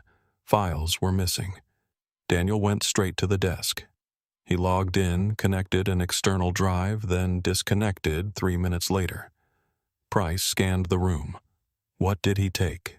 Aaron stood in the doorway, pale. The compliance binders from the defense contract cabinet, maybe personnel review files too. He keeps copies that are not supposed to exist. Clara turned. Where would he go? Aaron's lips trembled. There is a private administrative corridor behind the West conference room. It leads to the service elevator and then to the physician parking garage. Cole looked at Price. "I will take West." Price nodded. "I have Navy security at the garage entrance." Maya appeared at the hallway behind Clara, gripping her badge so hard her knuckles had gone white. "I know another way." The service corridor behind the conference room was narrow and badly lit. It smelled of dust, old carpet glue, and electrical heat. Clara followed Maya through it with Cole behind them. Somewhere ahead, a door shut softly. Maya whispered, "He used this route when families were angry. Said executives should not have to walk through emotional situations." Clara almost laughed. It came out as a breath. The corridor bent left. They saw him at the far end. Victor Langford stood near the service elevator with a black leather case in one hand and a silver hard drive in the other. He had removed his tie. His hair was no longer perfect. For a second, none of them moved. Then Victor pressed the elevator button. Cole's voice filled the corridor. "Step away from the elevator." Victor looked back. "This is unlawful detention." Clara walked forward slowly. "No. This is the first hallway in years where you do not get to decide what the words mean." Victor's face hardened. "You have no idea what you are destroying. I know exactly what I am looking at. You think this hospital survives without people like me? You think compassion keeps trauma bays open? You think instinct pays for imaging machines, military contracts, surgical suites, nursing salaries?" Maya stepped beside Clara. "You used patients as numbers and nurses as shields." Victor pointed at her. "You were promoted because I allowed it." Maya's voice shook, but she did not step back. "I was useful because I stayed quiet." That landed. Victor looked at Cole, then at Clara, searching for the weakest point. He chose the old one. "And you, Clara Hayes. Always waiting for a battlefield so you can feel important. You have a history of refusing command. That is not courage. That is pathology." Clara felt the words touch scars he could not see. For years, men had used that shape of sentence around her. Difficult, unstable, reactive, non-compliant. Words that sounded clinical enough to hide punishment. She stepped closer. "You are holding files." Victor's grip tightened on the case. "Copies.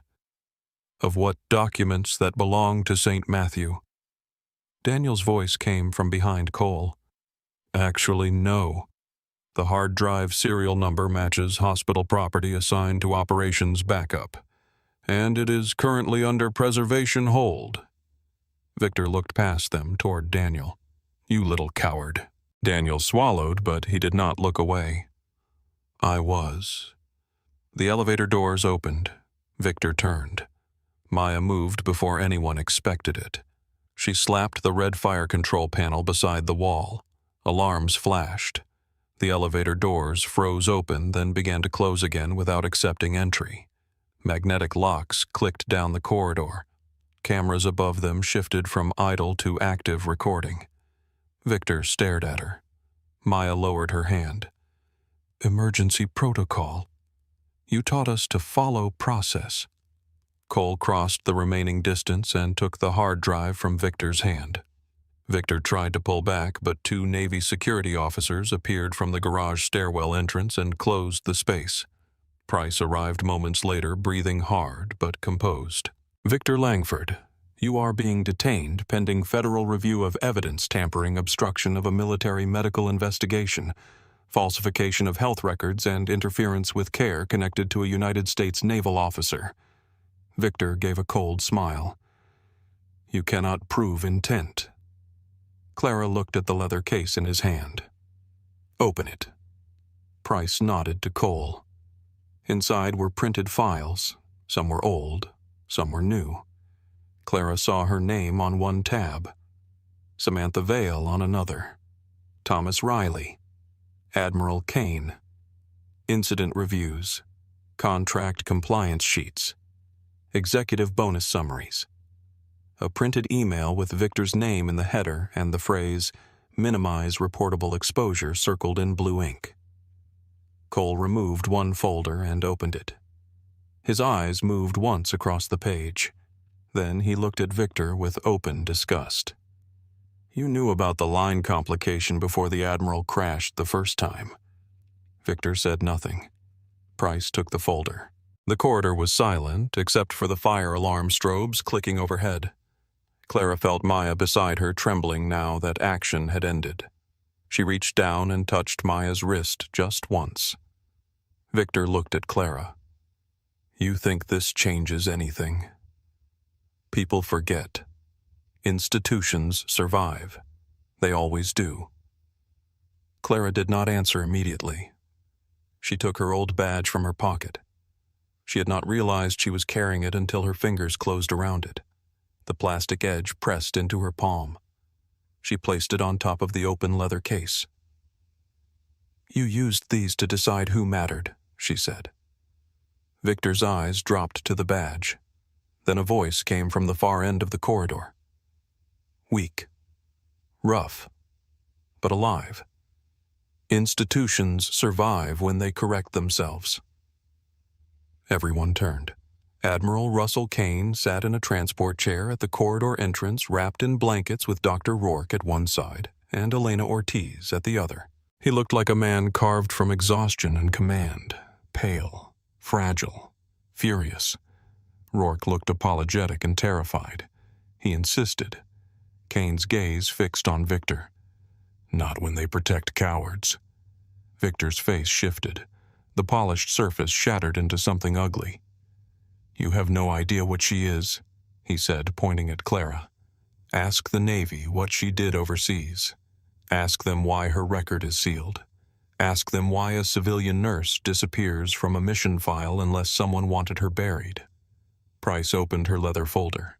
That file was sealed to protect operational details and surviving personnel. Victor snapped. She disobeyed orders. Kane's eyes narrowed. She refused an order that would have killed 17 people. No one spoke. The air in the corridor seemed to pull tight around Clara. Kane continued, each word costing him. She held a field clinic under evacuation fire. She kept me alive when command wanted clean paperwork more than living bodies. If that is the history you want exposed, Mr. Langford, I will sign the release myself. Victor looked at Clara again. For once, he had no document ready, no phrase, no committee, no room left to control. Price closed her folder. Take him. Navy security moved in. Victor did not fight. Men like him rarely did when the room became physical. He straightened his jacket as if dignity could still be arranged from the outside. As they led him away, he passed Clara close enough that only she could hear his final words. They will use you too. Clara looked at him. They already did, she said. I survived it. The security officers walked him down the corridor. The fire alarm lights kept flashing against the walls, red over white, like a pulse returning after too long in the dark. Kane sagged slightly in the chair. Clara moved to him at once. You should be in bed. He gave her a tired look. You should be in uniform. I am not Navy.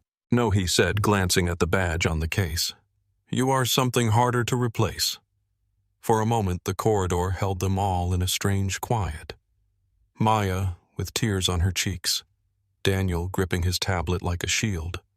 Erin standing in the executive hallway, where her fear had finally lost its authority. Dr. Pierce arriving just in time to see the files taken into federal custody. Rourke looking at Clara as if he was only now understanding the cost of ignoring the person closest to the patient. Maya picked up Clara's badge from the case. She held it out. Clara looked at it. The badge had opened the hospital to her. Then it had been used to push her out. Now it sat between them, small and absurd, as if plastic could explain belonging. Maya whispered, "Take it." Clara did not. Not yet. Her eyes moved down the corridor where Victor had disappeared, then back toward the ICU where Kane still needed watching, and the hospital still needed truth more than comfort. I do not know if I want back into a place that needed the Navy to prove I was not lying. Maya's hand stayed extended. Then do not come back for them.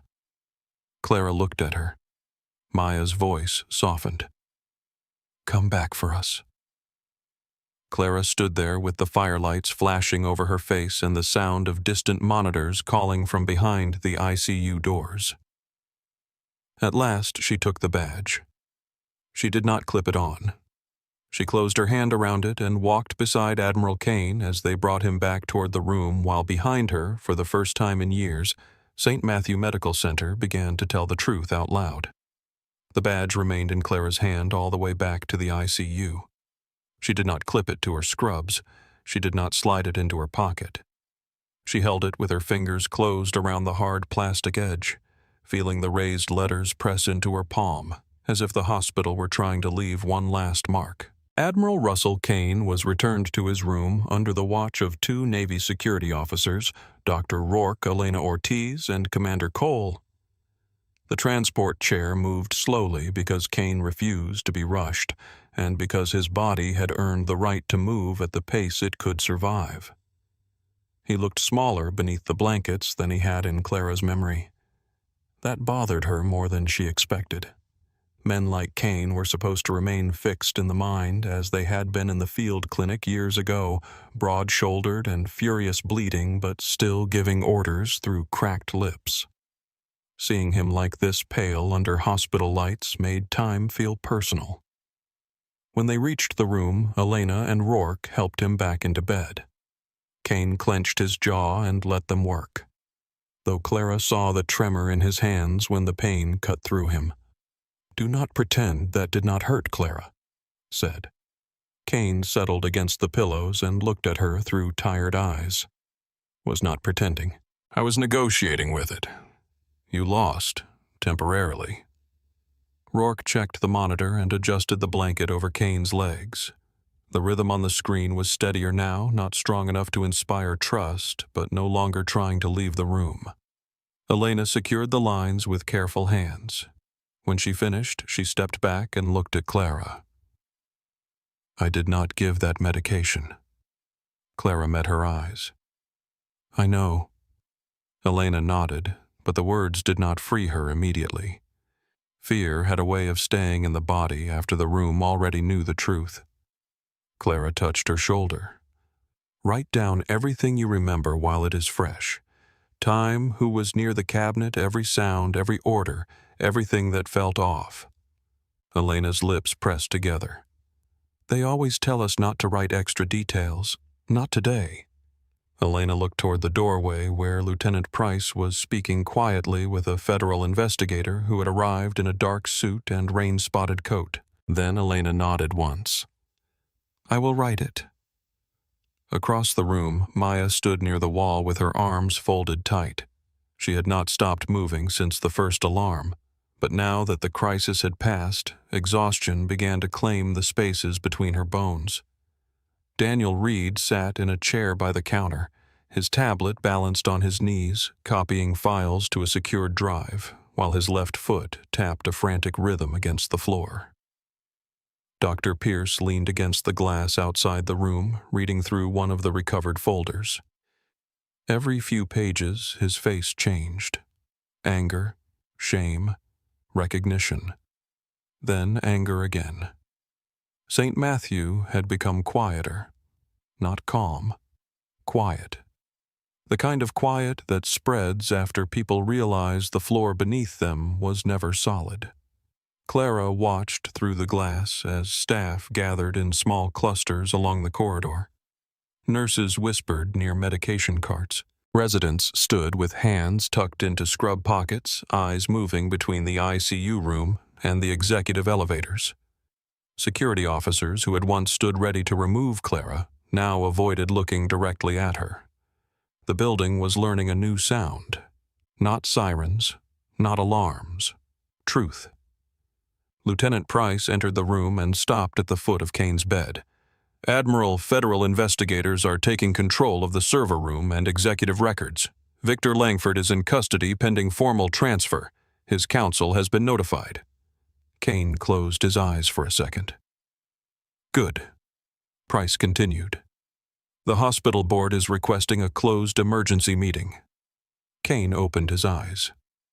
"Tell them they can meet in a broom closet for all I care, as long as they do it under record preservation." Price almost smiled. "Yes, sir." Cole stepped beside Clara. "Hayes." She turned. "You should sit down." "I am sitting in my head. That is not a medical position." She gave him a look. He held it without apology. "You have been awake too long. You came into a critical case after being suspended, found a concealed complication, saved a naval officer twice, uncovered a federal record scheme, and helped stop a man from leaving with evidence. Sit down before your body files a complaint." Maya looked over. "He is not wrong." Clara wanted to argue. Then her vision softened at the edges for half a second, just enough to annoy her. She sat in the chair beside Kane's bed. Kane watched her. Still bad at taking orders, still bad at giving useful ones. Sit down was useful. It was not yours. A faint smile touched his mouth.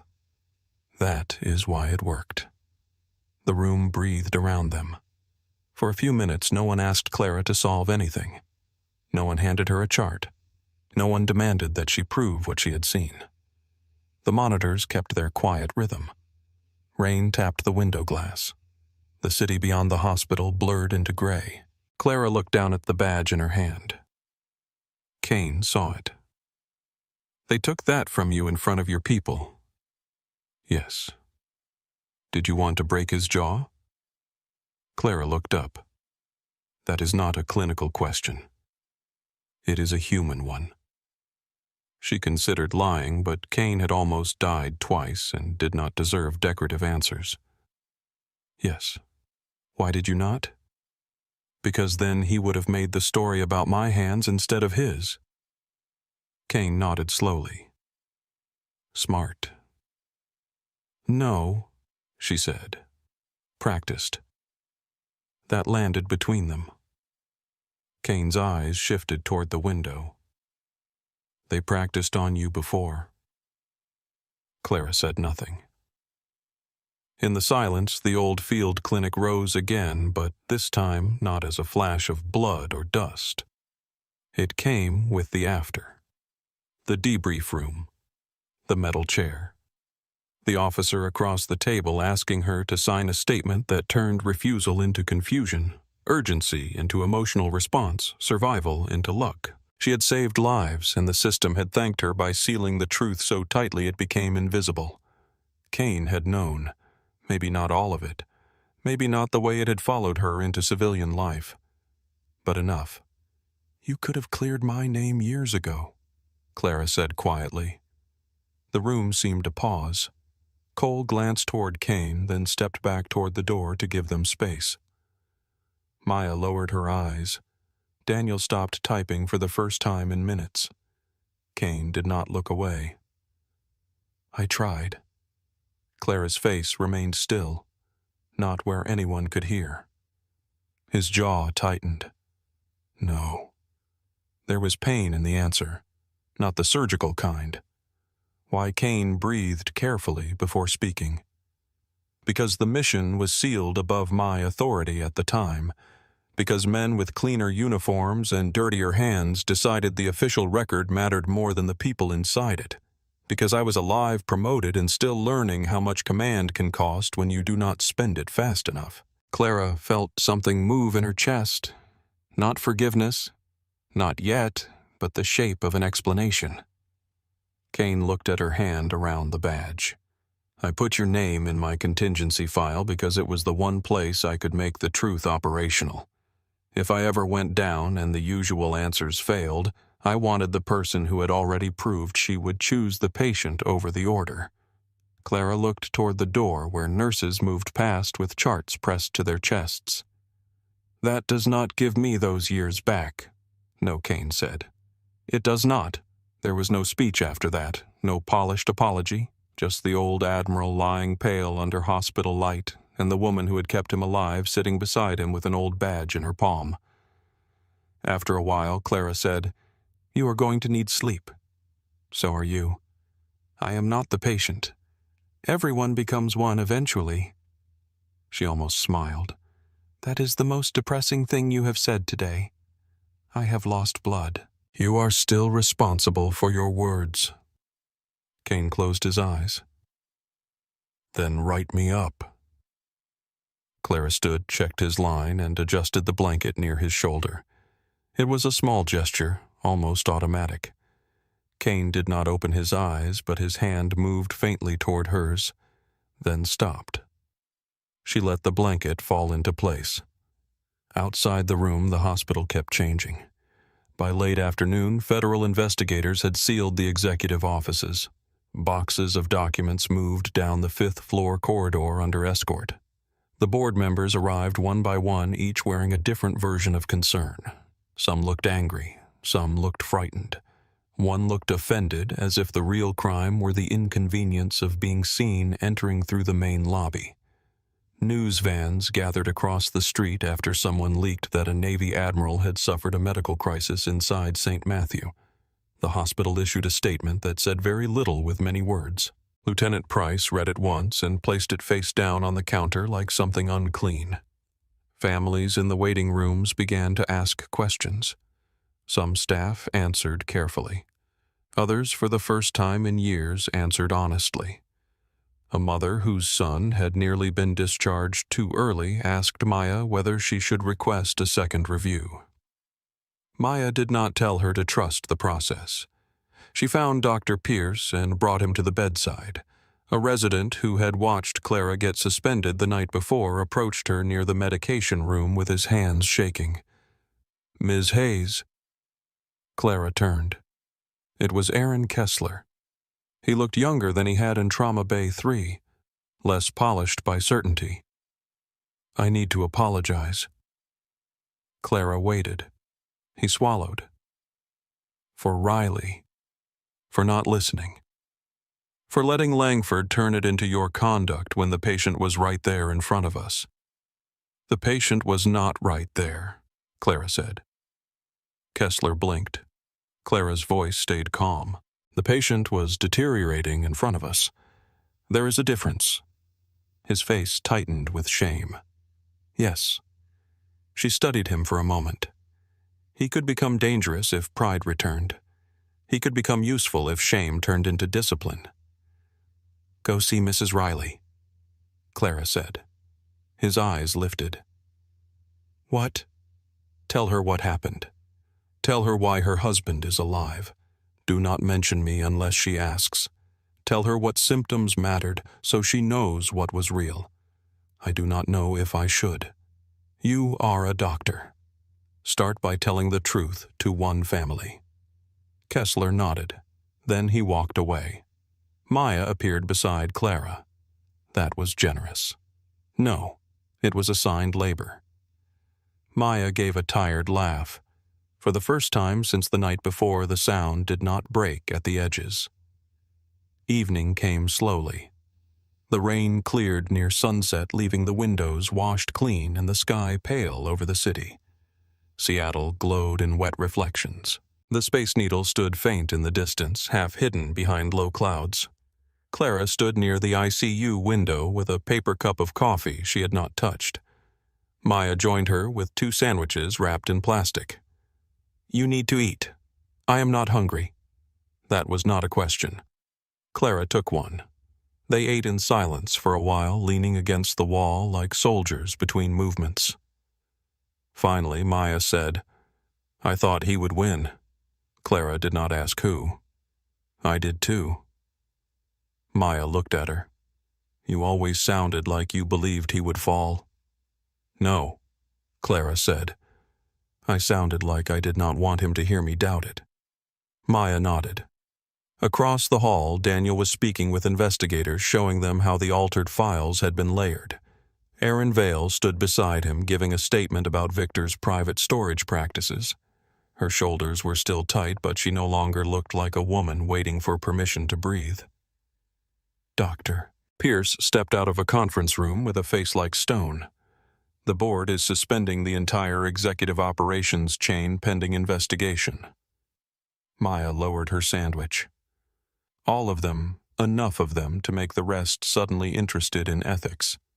Clara looked at him. "And the staff reviews?" Pierce held up a folder. "Frozen." Samantha Vale's case reopened. "Nurse discipline cases from the last 3 years under external audit. Riley's case classified as appropriate escalation." Maya shut her eyes. "Thank God."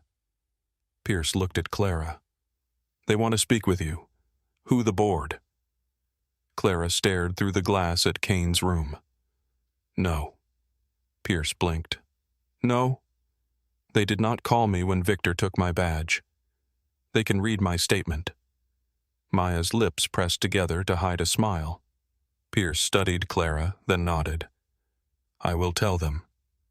He turned to leave, then stopped. "Clara." She looked at him. I signed reports I should have followed all the way to the end. I trusted the final summaries because they came back on official letterhead. That was lazy. Worse than lazy. Clara did not soften it. Yes.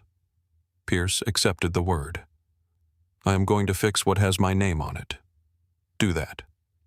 He nodded again and walked away. Maya watched him go. You are giving out absolution in very small portions. I am not giving absolution. What are you giving? Directions. Night settled over St. Matthew. The hospital was still full of pain, but now there were investigators in the halls, Navy officers near the elevators, and a strange, fragile current of courage moving through the staff. People who had whispered for years began writing things down. Names, dates, orders, strange revisions. Conversations they had tried to forget because remembering felt useless. Clara moved through it all without clipping on her badge. She kept it in her pocket now. Not hidden, held. Near midnight, Admiral Kane woke to find her checking his IV pump. You look terrible, he said. You look expensive to keep alive. Send the bill to the Navy. I plan to. He turned his head slightly. Ceremony is in 2 days. Clara looked at him. You are not attending a ceremony in 2 days. I am not marching in a parade. I am sitting in a chair while people talk too long. You nearly died twice today. Then I should be efficient with the days I have. No. Kane watched her. You know, most people hesitate before refusing an admiral. Most people have not watched one try to escape an ICU in a transport chair. His mouth twitched. It is not an escape if there are witnesses. It is still stupid. Kane closed his eyes for a moment. It was supposed to be a small ceremony. Military medical fellows, civilian trauma partners, acknowledgement of joint emergency response work. He opened his eyes again. Your name was already on my remarks. Clara froze. No. Yes. I am not standing on a stage. You stood between me and death twice. A stage is lower risk. It is not about risk. What is it about? She looked toward the dark window. Being seen was the answer, but she did not give it to him. Kane understood anyway. They made you visible only when they wanted to shame you. Clara said nothing. He nodded faintly. Then be visible where they cannot control the meaning. The words struck deeper than she wanted them to. She checked his line again, though it did not need checking. You need rest. I need many things. Rest is the one I can order. He closed his eyes. Bossy civilian. A live admiral. He breathed out something close to a laugh and drifted back under. 2 days passed inside a blur of fluorescent light legal forms, interviews, and medical monitoring. Kane improved with the stubborn pace of a man offended by weakness. He was not well, but he was alive, alert, and increasingly difficult. Clara limited his visitors. He complained. She ignored him. Cole quietly enjoyed every second of it. Victor Langford's name moved from whispered rumor to formal investigation. Federal charges began taking shape around obstruction, falsification of medical records, interference with a military medical investigation, and conspiracy tied to federal health reporting. The defense contract angle brought more agencies into the building. Men and women in suits came with badges, sealed bags, and expressions that made hospital executives suddenly forget how confident they had sounded in emails. Samantha Vale came to St. Matthew on the second afternoon. She stood in the lobby wearing a gray coat, her hair pulled back, her face guarded. Aaron met her near the security desk. For a moment, the sisters simply looked at each other. Then Aaron began to cry. Samantha held her eyes open over Aaron's shoulder, staring at the hospital that had taken her name and bent it into a warning. Maya brought Clara down to meet her. Samantha's handshake was firm. So you are the one who made them open the files? Clara shook her head. No. Your sister kept the door from locking. Erin wiped her face. I was scared. Samantha touched her arm. I know. Clara looked at Samantha. They altered your reports. I figured. They used your file to frighten people. Samantha's face changed, but her voice stayed steady. That sounds like Victor. Your case is being reopened. Samantha looked across the lobby at the wall where St. Matthew displayed its mission statement in brushed metal letters. Compassion, integrity, excellence. She let out a quiet breath. They really do love putting the truth on walls where no one has to practice it. Maya laughed once, sharp and tired. Samantha turned back to Clara. What do you need from me? Clara studied her. The old Clara might have said nothing, might have tried to carry the center of the storm alone because that was what survival had taught her, but survival had started to feel too small. Everything you remember, Clara said. And if they offer you your job back, ask for authority, not apology. Samantha smiled faintly. I like you. You may change your mind. I doubt it. The morning of the Navy ceremony arrived bright and cold. For once, Seattle looked rinsed clean rather than soaked. The sky opened in pale blue strips between clouds, and sunlight moved over the naval facility near the waterfront with a kind of restrained mercy. Flags snapped in the wind.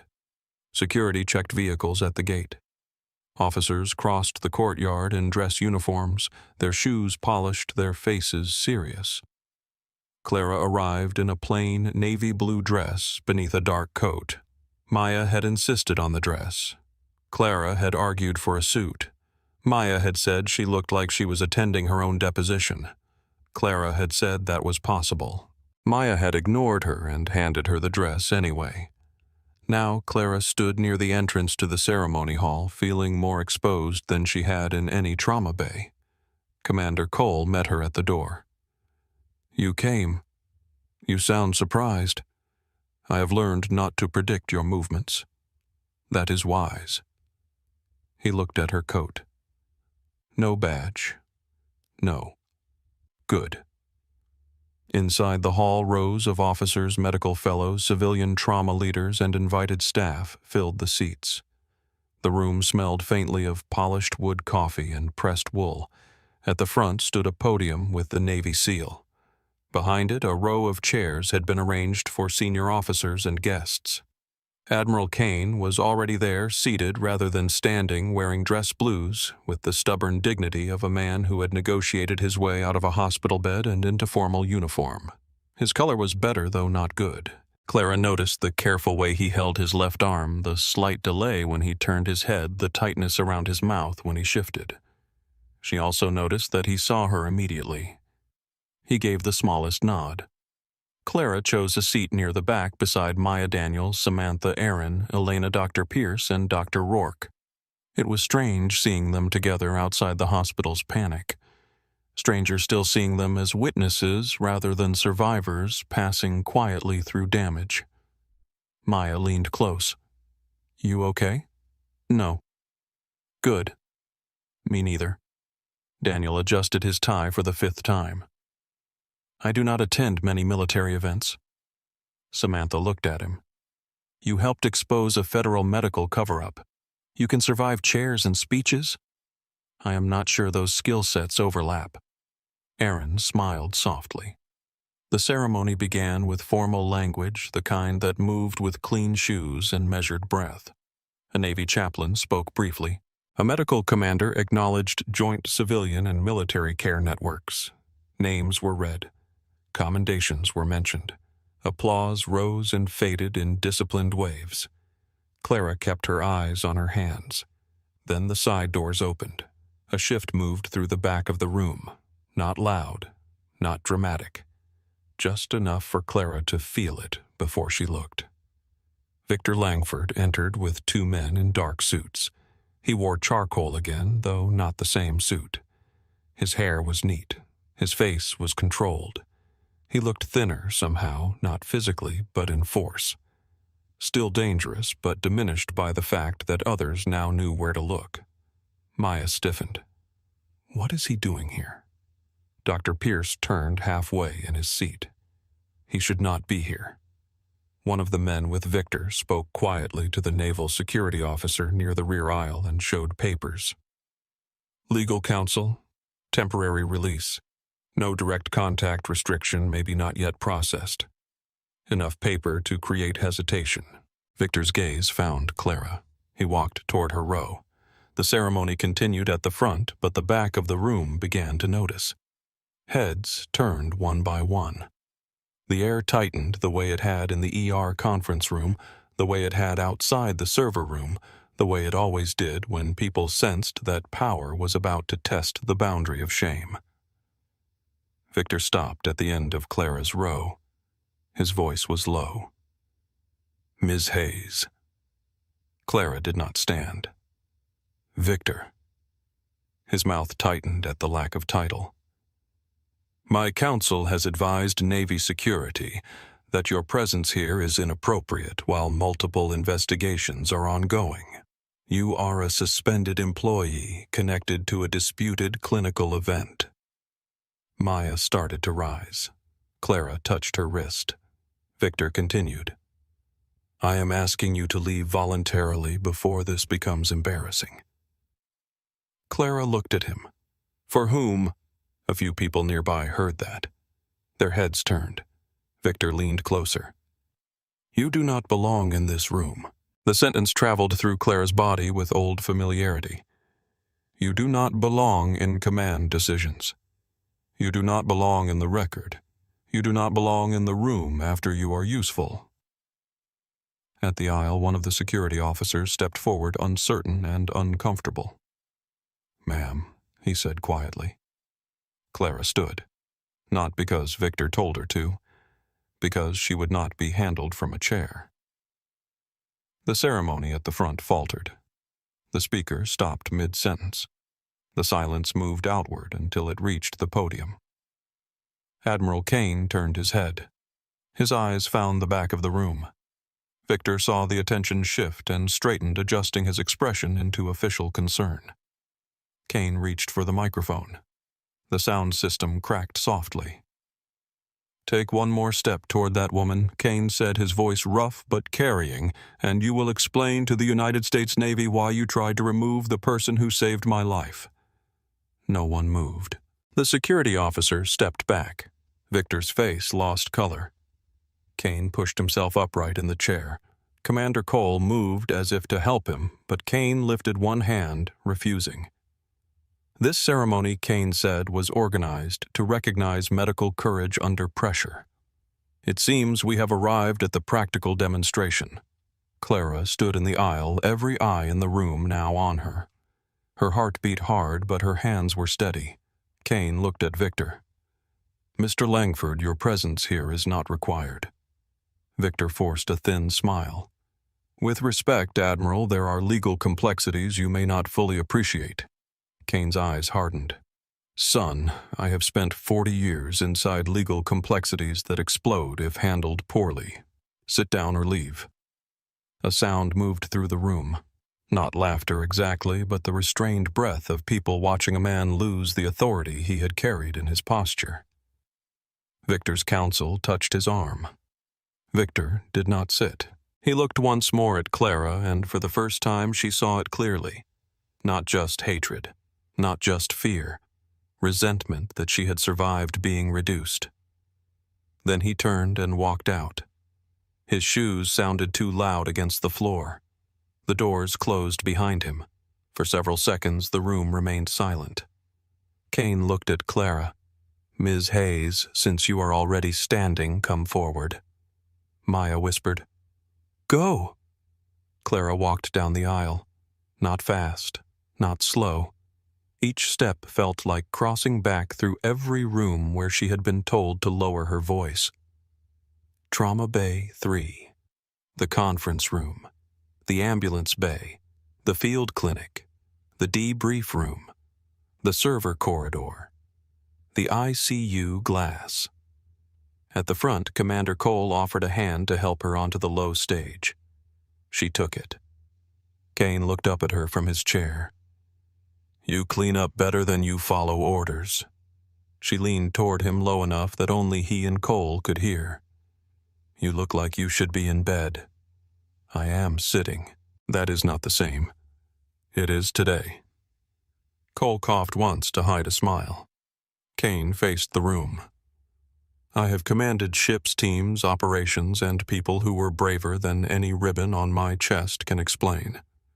I have also seen systems fail because the truth entered the room, and everyone waited for someone with a higher title to say it first. The hall was still. In medicine, the most dangerous moment is not always the crash. It is not always the blood pressure drop the airway, closing the monitor screaming. Sometimes the most dangerous moment is quiet. It is a nurse noticing that a story does not fit. It is a junior doctor hesitating because a policy sounds safer than a patient looks. It is a chart being changed by someone who never touched the body in the bed. Clara stared at the back wall because looking at the faces was too much. Kane continued. Clara Hayes was punished for seeing what others missed. Then she was called back because a dying man had enough memory to know who he trusted when the easy answers failed. I am alive because she did not ask whether she was welcome before she acted. I am alive because she understood that authority is not the same thing as judgment. A naval officer stepped forward with a small case. Kane opened it. Inside lay a challenge coin and a commendation medal. The medal was not grand enough for what the room now understood, but perhaps no object could be. Kane took the coin first. This is from my command, he said to Clara. Unofficial in the way the most honest things sometimes are. He placed it in her hand. It was heavy for its size. On one side was Kane's command seal. On the other were 6 engraved words. For the life you refused to lose. Clara read them once. Her throat tightened. Kane watched her and his expression changed. For a moment, the Admiral vanished and the man from the field clinic looked back at her alive because she had refused to let paperwork outrank blood. Then he took the microphone again. The formal commendation will enter the record where it belongs. He paused. And this time, it will not be buried. The applause began slowly. One person, then several, then the whole room rising around her. Clara did not know what to do with it. Applause had always felt like weather meant for someone else. She stood beneath it holding the coin while Maya cried openly in the back row and Daniel clapped like he had forgotten he was nervous. Samantha Vale stood too. Then Aaron. Then Elena. Dr. Rourke. Dr. Pierce. One by one, the St. Matthew's staff rose not because protocol told them to, but because something in them had waited too long to stand. Kane gestured for Clara to speak. She shook her head once. He raised an eyebrow. She leaned toward the microphone. The applause faded. For a second, Clara heard only her own heartbeat and the soft hum of the sound system. She looked at the room. I am not good at speeches. A few people smiled. She glanced back at Maya, then at the doctors and nurses from St. Matthew. I used to think courage meant running into the worst room first. I learned that in emergency departments. I learned it in field medicine. I learned it from patients who had every reason to be afraid and still reached for the next breath. She looked down at the coin in her hand. But there is another kind of courage that does not look dramatic. It is writing the note no one wants written. It is asking why a chart changed. It is stopping a discharge because something in the patient's face does not match the lab result. It is telling the truth when the room has already decided silence would be easier. Victor's empty place at the back of the hall seemed to pull at the room. Clara did not look there. I was not the only person who saw what was wrong. I was not the only person who was punished for saying it. Some people in this room kept copies. Some protected patients while afraid for their jobs. Some admitted they were wrong when it would have been easier to hide behind position. Her eyes moved to Elena. To every nurse who has ever been told that your concern is attitude, write it down. Then to Kessler, who had entered quietly and stood near the rear wall. To every young doctor who has ever felt pressure to move faster than the patient's body is moving slow down enough to look again. Then to the officers. To every leader in a room where the truth is inconvenient, do not make the bravest person prove it alone. She stopped. The room did not applaud immediately. That silence meant more to her than the applause had. It meant the words had landed somewhere deeper than politeness. Then Kane began clapping from his chair. The room followed. This time Clara let herself hear it. In the weeks that followed, St. Matthew Medical Center entered a season it could not polish. Federal oversight took residents inside offices that once kept their doors closed. The board lost 3 members before the month ended. 2 executives resigned. 1 physician group contract was suspended pending review. The vascular access team involved in Kane's initial complication came under external examination, and the surgeon who had filed the original report testified that his note had been altered without consent. Victor Langford was formally charged. His photograph appeared on news sites beside phrases he had once believed belonged to other people. Obstruction, falsification, conspiracy, federal reporting fraud, interference with an investigation connected to military medical care. He pleaded through attorneys. The records answered through timestamps. Thomas Riley went home with mild weakness in his right hand and a wife who now carried a notebook to every appointment. He sent Clara a card written in block letters because fine motor control was still hard. "Thank you for seeing me before I disappeared." Clara kept the card in her kitchen drawer and did not tell anyone how many times she read it. Samantha Vale returned to St. Matthew, but not as the woman they had pushed out. She came back as Director of Clinical Education Compliance with authority written into her contract and external reporting access no administrator could quietly close. Daniel Reed was promoted into a protected audit position. He still looked uncomfortable in meetings, but now when executives spoke too smoothly, everyone looked at Daniel's screen. Maya became Director of Emergency Nursing Operations after the old director resigned during the investigation. On her first day, she removed 3 meaningless efficiency posters from the staff lounge and replaced them with a whiteboard titled, "What We Need to Say Out Loud." By noon, it was full. Dr. Pierce created a physician-nurse review council that met every Friday morning. Attendance was not symbolic. Cases were opened. Timelines were compared. Nurses spoke first when they were the ones closest to the patient. Residents were required to present 1 case each month where they had been wrong and what changed their thinking. Kessler presented Thomas Riley. His voice shook at first, then it steadied. Clara did not return to her old role. The hospital offered it. Human Resources prepared careful language about reinstatement restoration of seniority and regrettable procedural missteps. Clara read the letter once in Maya's office, then placed it on the desk. "Regrettable procedural missteps," Maya said, reading upside down. "That phrase deserves jail time." Clara looked out the window toward the ambulance bay. "I cannot go back to being proof they fixed it." Maya nodded slowly. "What do you want?" Clara did not answer immediately. Outside, an ambulance pulled in. A crew unloaded an elderly woman wrapped in blankets. A new nurse stepped forward to meet them. Nervous shoulders high, eyes alert. Clara watched her. "I want no one to need an Admiral to be believed." Maya leaned back in her chair. "That is a job description." It became one. Director of Clinical Integrity and Emergency Response Training. The title was too long. Clara hated it. Maya loved it because it sounded expensive and made the board flinch every time they said it aloud.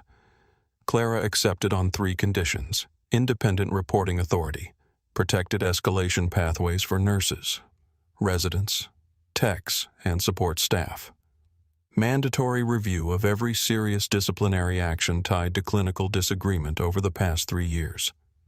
The board tried to negotiate. Clara stood to leave. They accepted. Her first training session took place in a conference room that had once been used for staff correction meetings. Maya made sure of that.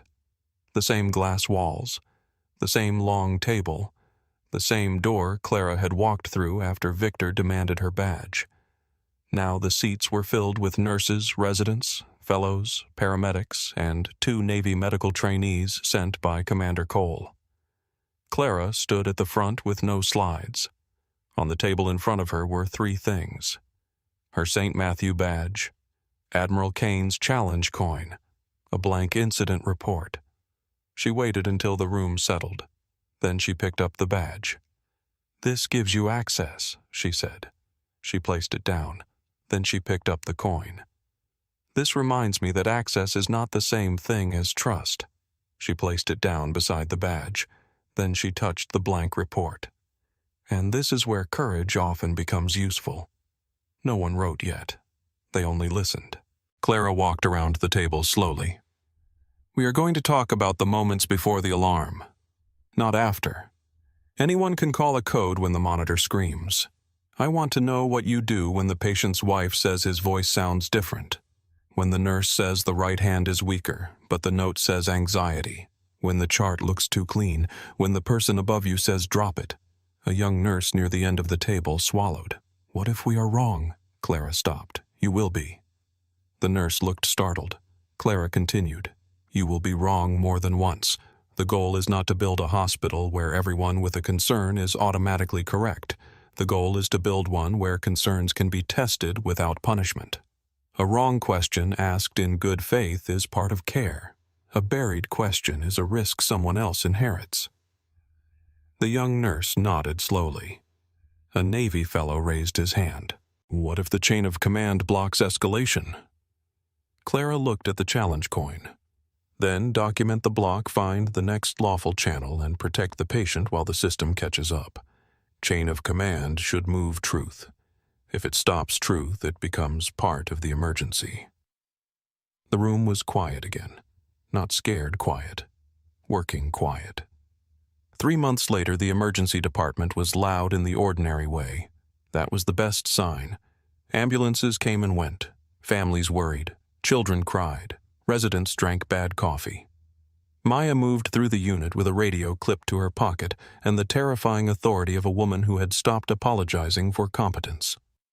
Clara stood near the central desk, reviewing training notes, when a new nurse named Tessa Grant approached with a chart held tight to her chest. Clara looked up. Tessa was 24, maybe 25, with fresh eyes and the pale focus of someone trying not to be intimidated by the room. "I have a discharge in Base 7. Labs are normal. Vitals are technically okay. The resident thinks dehydration. Technically okay." Tessa winced. "I know how that sounds. How does the patient look?"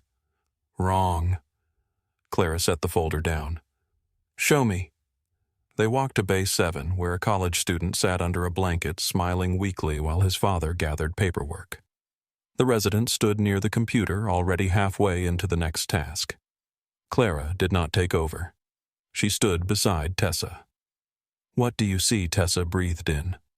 "He is too pale for the story. His pulse comes down when he lies still, but he gets dizzy when he sits up. His pain moved. He says it is better, but his father says he never complains. And his hands are cold." The resident looked defensive. "Workup is clean." Clara looked at Tessa. "What do you want?" Tessa's throat moved. "Repeat exam before discharge. Orthostatics. Recheck abdomen. Maybe imaging if the tenderness is still there." Clara turned to the resident. "Do it." He opened his mouth, then closed it. Maya's voice came from behind them. "Problem?" The resident shook his head. "No. Rechecking." Tessa looked at Clara, almost shocked that the room had not punished her for speaking. Clara gave the smallest nod. Not praise. Permission was not the point. Recognition. An hour later, imaging found an early internal bleed from an injury the patient had minimized. The resident found Clara afterward. Tessa caught it. "Yes," Clara said. "I almost sent him home." "Yes." He looked toward Bay 7. I am going to write that in the note. Clara looked at him then. Good. The ambulance bay doors opened, bringing in cold air and the smell of rain. Clara stepped outside for a moment. Seattle was gray again, but not as heavy as before. Rain fell softly over the pavement. Sirens moved somewhere beyond the block. The city continued indifferent and alive. Maya joined her under the overhang. You know Kane called. Clara sighed. He is supposed to be resting. He said resting is a civilian myth. He is going to outlive us all out of spite. Maya handed her an envelope. Came through Navy courier. Clara opened it. Inside was a photograph from the ceremony. Kane seated at the podium. Clara standing beside him with the coin in her hand. Behind them the room blurred into applause. On the back, Kane had written in firm, uneven letters. Hayes. The record is corrected, not repaired, corrected. Repair is what you do next. R. Kane. Clara read it twice. Maya looked at her. You okay? Clara slipped the photograph back into the envelope. No. Maya nodded. Better answer than fine. Clara looked through the ambulance bay doors into the emergency department. Tessa was at Bay 7 speaking with the patient's father. Kessler was reviewing a scan with a nurse before making a plan. Daniel was arguing with a department manager about audit transparency on a wall monitor. Samantha was leading 2 new educators through a checklist. Pierce stood beside a resident, asking what the nurse had seen before he asked what the scan showed. Not perfect, not clean, not healed, but moving. Clara reached into her pocket and closed her hand around the challenge coin, its engraved words pressed into her skin, for the life you refuse to lose. Sirens rose in the distance. Maya looked toward the street. Coming in hot. Clara placed the envelope inside her bag, turned back toward the doors, and stepped into the bright noise of St. Matthew. This time, no one asked whether she belonged there.